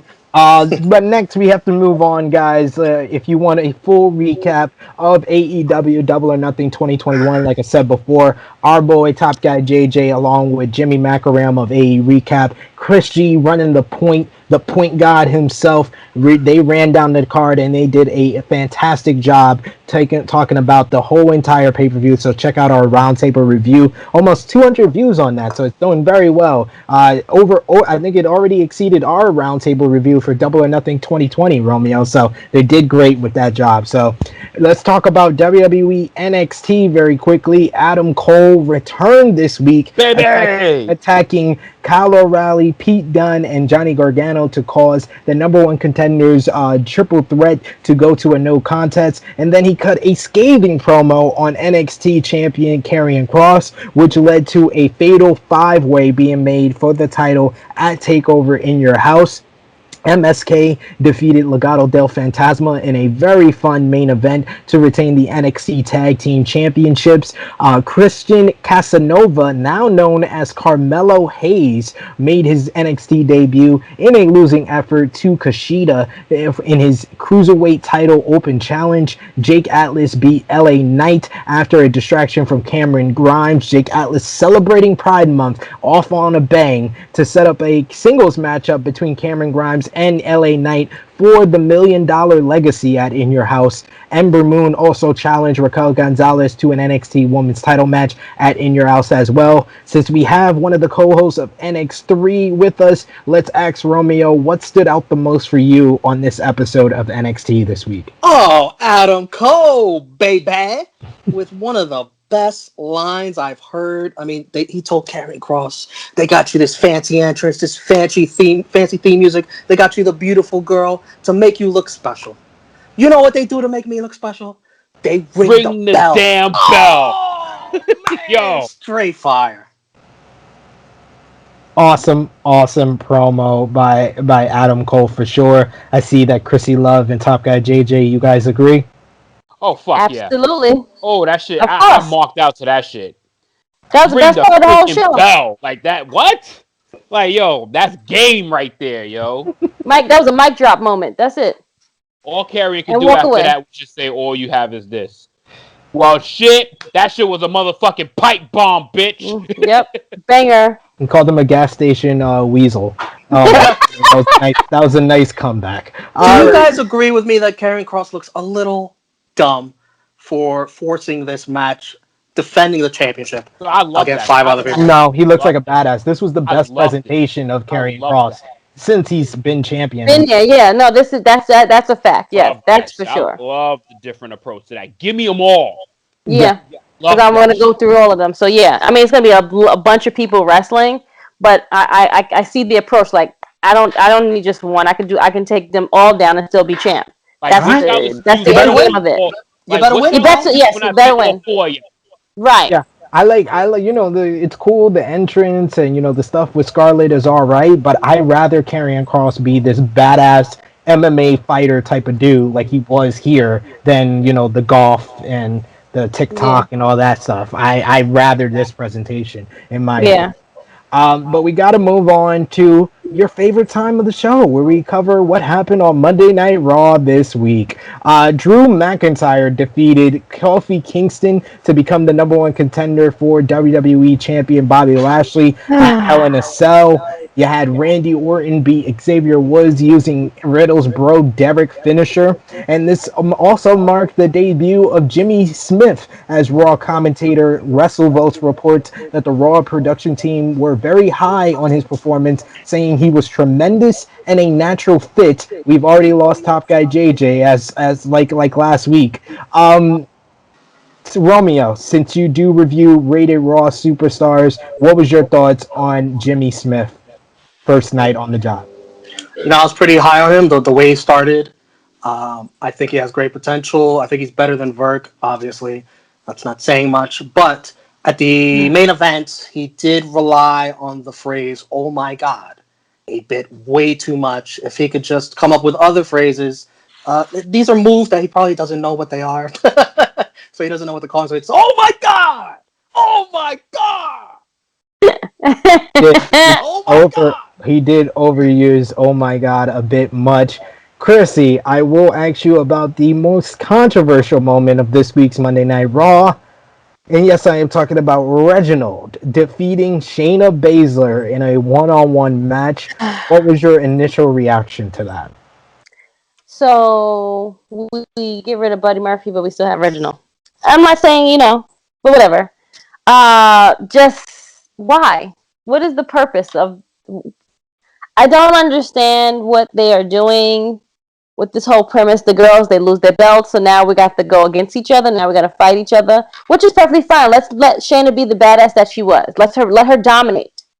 But now she's losing to Reginald. This is very Yeah, sad. watch this shit. This is very sad. This is horrible. I had it on in the background on Top Guy JJ. It was noise and it was just fluttering in the background as I did stuff. I look at a match, okay, I can walk away. See another match come, same shit, I walk away. It's playing on. It's like background. It's like elevator music now. She's supporting the channel. Hey. Listen, I mean, It's out of habit. I'm It's out all of habit for it. at You this know point. what? I'm all for it. You're supporting the channel. Yeah, I guess I'll support the channel too. Yeah, I guess.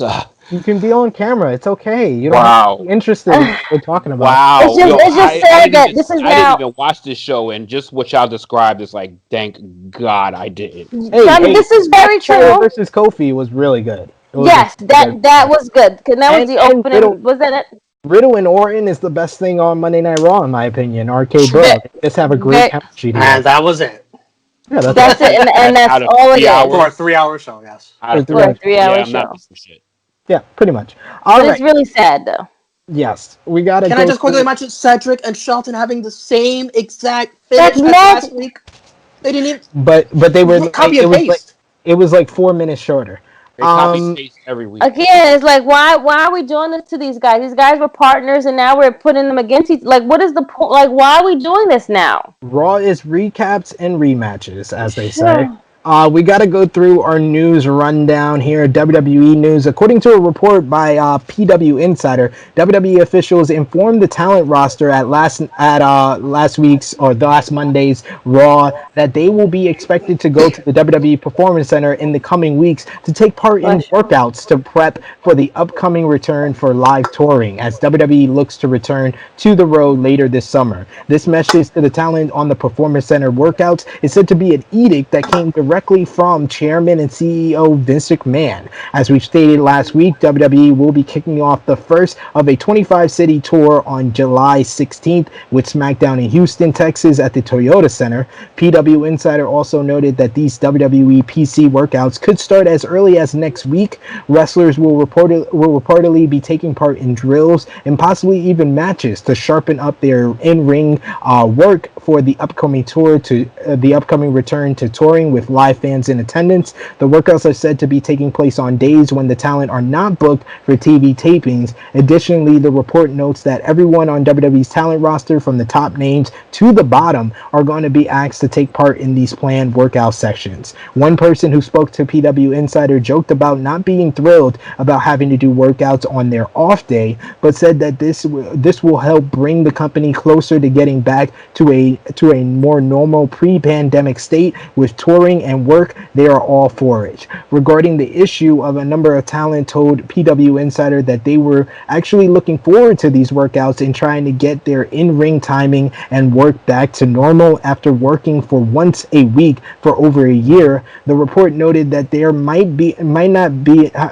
have been a lot of changes to the average fan, but they are said that to be talents who know better from being in the ring, who feel like their timing has been somewhat off for a while and due to a format change causing by the ongoing global pandemic. Top Guy JJ, are you for or against these workouts prior to the return to live events?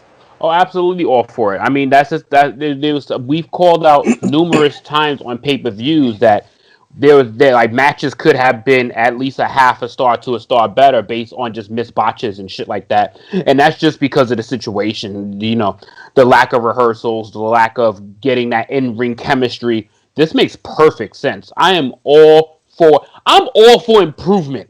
Anything that you can improve on, I am all for fucking improvement. So get the fuck in that ring, work the fuck out. Let's make this product better. That is the first step, at least, to acknowledging that they've had some sloppy shit that's taken place. At least. This past Friday, SmackDown drew a 1.928 million viewers. On the other hand, Monday Night Raw, as Tough Guy JJ touched on earlier, had their second lowest 18 to 49 number in history.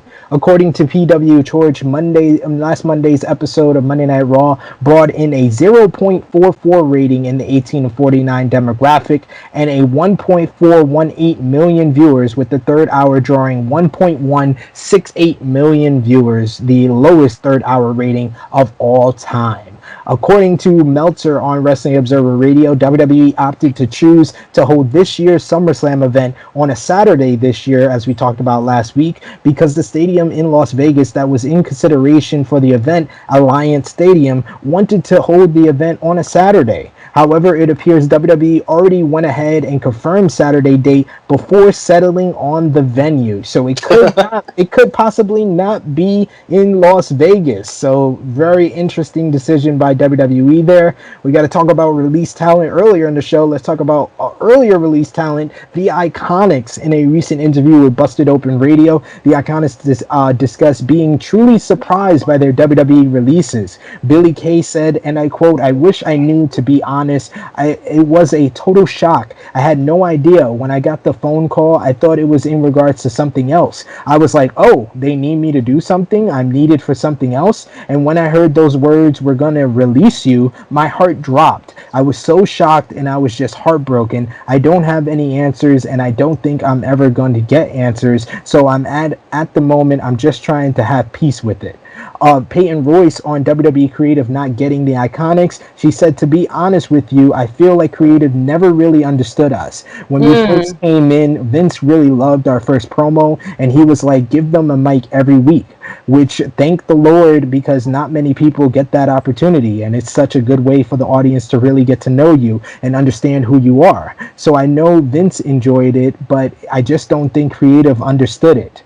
She also, it should be noted, Fightful Select reports that according to talent and staff in the company, well, this is a different report. According to Fightful Select, according to talent and staff in the company, the move to WrestleMania being split over two nights during the pandemic era was appreciated within the company. Talent noted that the lack of crowd exhaustion for this year's show was a major point in favor of the two-night show to Mm-hmm. them.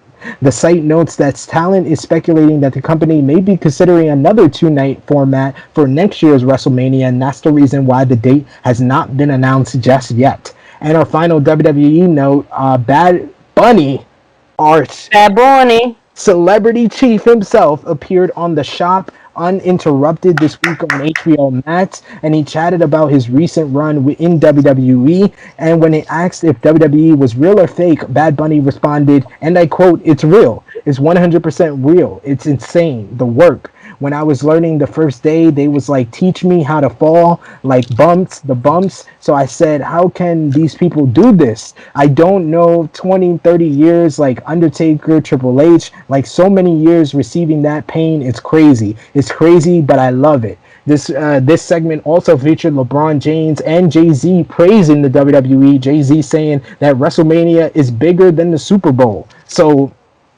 great stuff. Bad Bunny, an ambassador to wrestling. How do you guys feel about that? Bring more people to love wrestling like we love it ourselves. We've always been saying the WrestleMania is the Super Bowl. It's our Super Bowl. It's our week of wrestling, and let the light shine on it. Too bad our product is at fuck shit right now. However, when it was happening that weekend, that week, it was beautiful.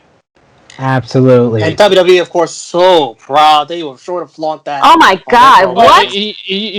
Jay is still salty about the lights going out on his wife in the Super Bowl. He's still salty about that. Also true.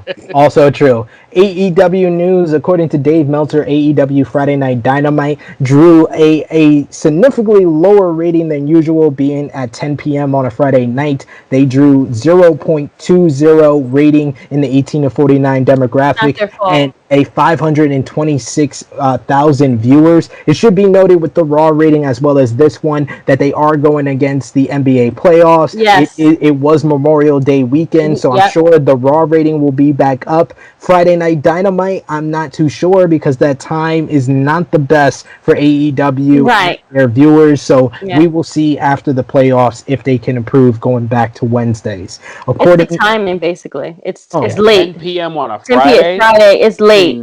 Between nightlife and being tired. Yeah. And then people forgot probably. People genuinely, I'm sure, probably forgot all about it. Most likely. According to Dave Meltzer of the Wrestling Observer newsletter, AEW has decided not to renew the contracts of both Awesome Kong and Shana. The two were reportedly removed from AEW's roster page last week. Fightful Select reports that it had heard as far back as April that Shana would unlikely return to the company due to some issues with her and some of the other wrestlers. As for the specifics, the report notes Shana's interactions with extras and how they were treated by her was one of the issues mentioned by talent within the company. AEW announced that this year's All Out will be returning to Chicago on September 5th. You can see myself as well as Drunk Guy JJ in the commercial for All Out, so go check that out. We expect our paychecks in the mail, AEW. In the latest edition of the Wrestling Observer Radio, Dave Meltzer revealed that Leo Rush, who appeared as the Joker in the Casino Battle Royal at Double or Nothing, has actually signed a contract with New Japan Pro Wrestling recently, and New Japan allowed him to make the AEW appearance. Rush may work more dates for AEW, but likely won't be signed to the company as he is a New Japan guy. And then the final note on AEW, Mark Henry discussed his decision to go to AEW and his conversation with Vince McMahon before leaving. On why he left WWE for AEW, he said, and I quote, "My deal was up, and this is not something that was recent. I can go back to 5 months, 6 months. I wanted a position in the office, and I wanted everything that comes with it. And I talked to Vince himself, and he said, write it up. You're somebody that I'll hear from and I'll listen to." And I was told that there was a lot of cleaning house and there was a lot of cuts that were happening. There was a lot to come. I've seen hundreds of people in the company go. I still felt, well, knowing this, I feel valuable enough that I'm not going anywhere, so that's cool. But when your deal comes up and the rights and the legality part of it comes up to where you're going to go next and what you're gonna do, I felt like I wanted to do more. I always wanted to do more. You know me, I'm a busybody. If I'm not going to know what I can do, especially if I feel I can do better than somebody else. If I can't get that opportunity, I have to start looking for that somewhere else, and I did.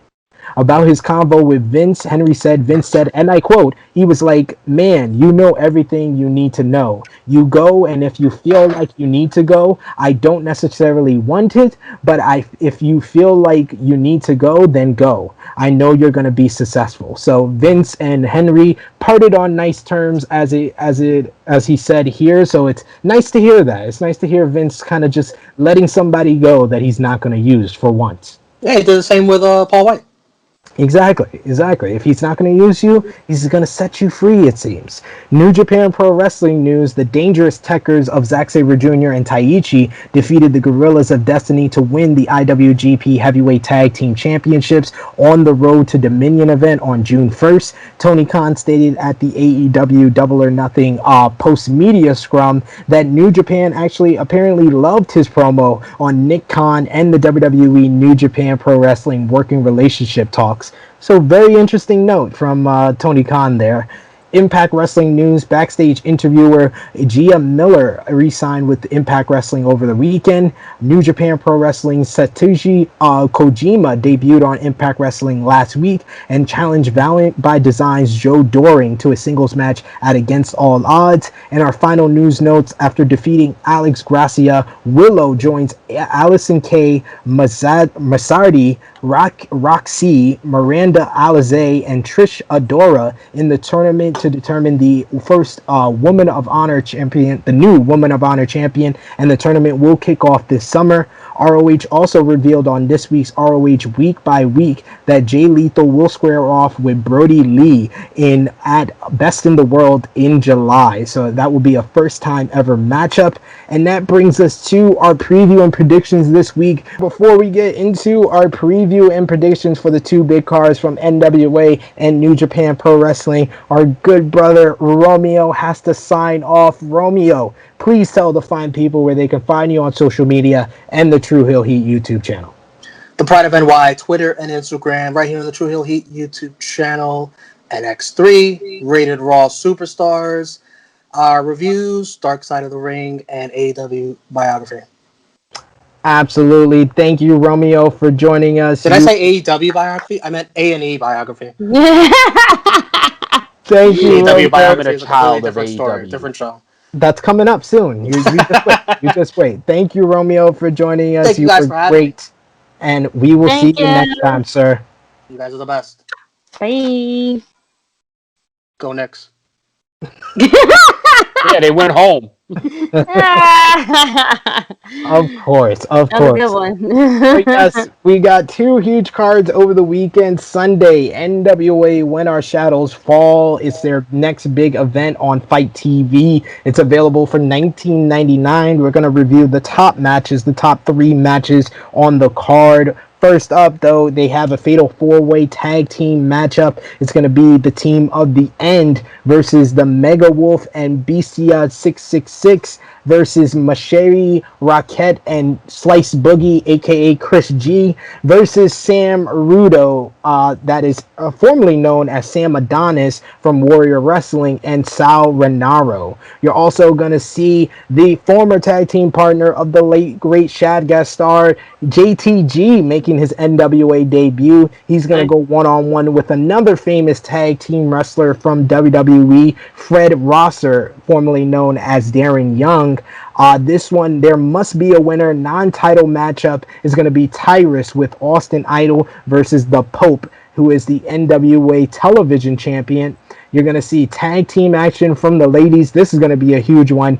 Thunder Rosa and Melina will team to verse Taryn Terrell and Kylie Ray, making her return Nice. to National Wrestling. We are so happy. Kylie Ray has kind of resolved some of her mental health issues, and she's going to be back on a main stage this weekend at NWA When Our Shadows Fall. But we're going to do predictions for the top 3 matches. Tag team titles will be on the line. It's going to be Aaron Stevens and JR Kratos versus the War Kings versus Chris Adonis and Tom Lattimore of Strictly Business. Aaron Stevens and Kratos have been tag team champions for about 6 months now, but they've been having issues back and forth. The War Kings have just reunited, while Chris Adonis and Tom Lattimore and Strictly Business look to bring gold. And Nick Aldis has already said that he says Strictly Business will walk out with all the championship gold out of this pay-per-view. So who wins? Strictly Business, the War Kings, or Stevens and Kratos?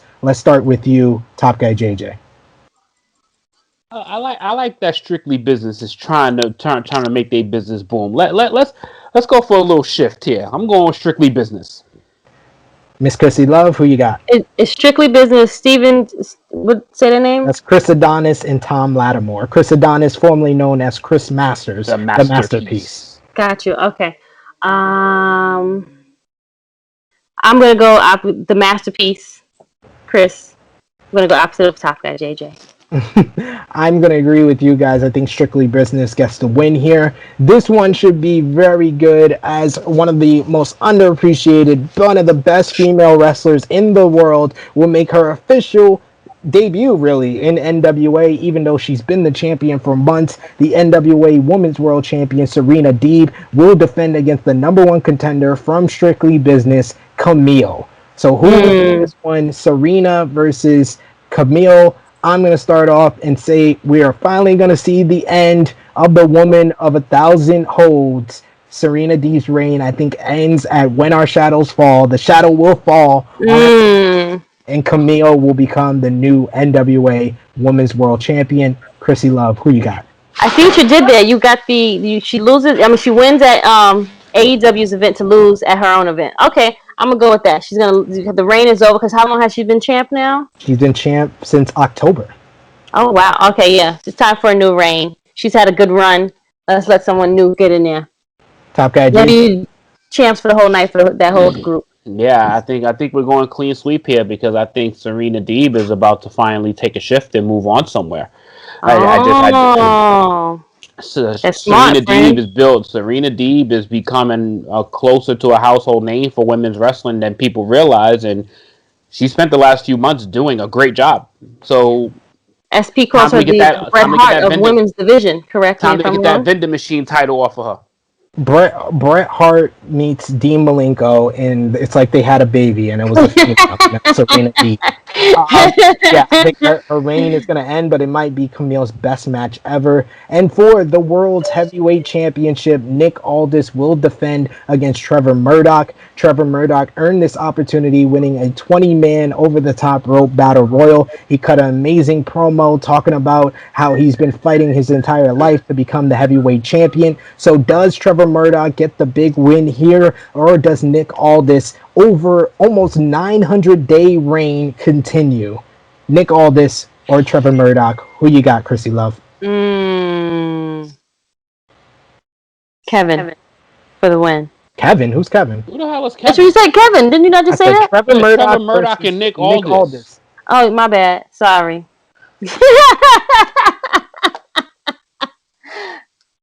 Sorry. Who you got? Nick for the win. You got Nick Aldis? All right. Nick Aldis for the win. Jesus Christ. Top Guy JJ. Kevin. Who's Kevin? Top Guy JJ, who you got? We all know who Jim Cornette is voting for. But I'm definitely going with Nick Aldis to retain. There's no way in hell Trevor Murdoch is beating Nick Aldis. That is a fucking dub. Yes, I agree with you. Nick Aldis, I think, is going to walk out as still the NWA World Heavyweight Champion. And then we move on to New Japan Pro Wrestling Dominion 2021 on Monday. We will only do predictions for the top 3 matches. Also on the card, you're going to see Hiroshi Tanahashi, Hiroki Goto, Tomohiro Ishii, Yoshihashi, and Sho versus the Bullet Club's Evil, Yujiro Takahashi, Chase Owens, Taji Ishimori, and El Phantasmo making his return to New Japan Pro Wrestling. You got Tetsuya Naito, Sanada, and Bushi versus Taishi, Zack Sabre Jr., and Dookie of the Suzuki Gun. And our top 3 matches, we start off with a grudge match. It's going to be the former IWGP World Heavyweight Champion Kota Ibushi going one-on-one with the United Empire's own Jeff Cobb. It was Jeff Cobb who laid out Ibushi following his loss to Will Ospreay of the championship back at Sakura Genesis. So is Ibushi going to get revenge, or does Cobb pick up his biggest win yet in New Japan? Cobb or Ibushi? Who you got, Tom Guy JJ? Oh, damn. That's a hard one, yo. Damn, y'all know I'm a Jeff Cobb mark. Y'all know I'm a Jeff Cobb mark, man. Fuck. He ain't what I'm match, picking? he ain't winning this match again. He ain't winning this match, man. Not against Ibushi. This is right above his pecking order, like right above it. Ibushi and probably the match of the night. All right, I'm going to agree with Top Guy JJ and go with Ibushi here. Krssi Love, who you got, Ibushi or Cobb? What kind of question is that? Come on, what kind of a question is that? You love you some Ibushi. To win everything, like everything. She does. All right, IWGP Junior. I love Jeff Cobb too, but my boo is Ibushi. Krissi's got the Shaq bias on Ibushi. Oh wow! That seems. Don't get me. Listen, it's not my fault. SP made me watch the G1 Classic. I became a mark and a fan, and now I gotta stay with it. I don't think you have picked against Ibushi in any match on Tru Heel Heat since you've conceived him. No. Yes, that's it. See. IWGP Junior Heavyweight Championship is going to be on the line. It's going to be El Desperado defending against Yo of Roppongi 3K.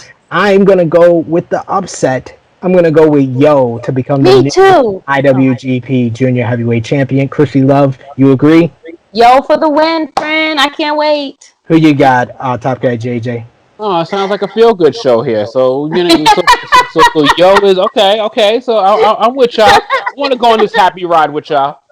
Happy rides all around. And then the main event, which should be a match of the year candidate, is going to determine the new IWGP World Heavyweight Champion. The title was vacated by Will Ospreay, who's off in the UK, recovering from his neck injury now, and is going to be determined in Kazuchika Okada versus Shingo Takagi, Part 3. Who wins? They have split their first 2 matches, with Okada defeating Shingo in the G1 Climax last year. Shingo defeated Okada in the first round of the New Japan Cup this year. So who wins this third clash, and who becomes the new IWGP World Heavyweight Champion? Let's start with Top Guy JJ. Okada wins, LOL. Krssi Love? Okada for the win, friends. I'm going to go out on a limb, and I'm going to say Shingo Takagi. Shingo? What? Come true, and he becomes the new IWGP World Heavyweight Champion. Not for nothing. I think either one of them will be good. Will be great, excuse me. So you can't there's no wrong answer, I don't think. Put it like that. Not at all. So that brings us to a close on this edition of Tru Heel Heat 128, Black Mass of releases. Check out our lineup on the Tru Heel Heat YouTube channel, the A&E biography, Dark Side of the Ring reviews, all of our show reviews for Raw, NXT, AEW. Check all of those out. Check out Tru Heel Heat 127 last week, because there was a lot to take in from that show. You could check me out on Power 4 TV with Power 4 SP3. I was on 2 editions of Wrestling Daily this week with Louis Dan Gore. We talked about the releases over there. And you can see me on Smack Talk on the Sportskeeda Wrestling YouTube channel with Rick Ucchino and Dutch Mantel. Top Guy JJ, where can they find you on social media? Well, on YouTube channel, you can find me here with these guys on the weekly show Tru Heel Heat every single week. On the Instagram log, you can find me at TrueHeel_Top Guy JJ. Facebook, I am simply my first and last name. And Miss Krssi Love, where can they find you? I am Miss Krssi Love. You can find me on the Tru Heel Heat weekly podcast show with my good brothers right here every week. Other than that, you can find me on social media. I'm on IG, Twitter, and on Facebook. It is Krssi Love or Miss Krssi Love _ or just plain Crystal Lynch.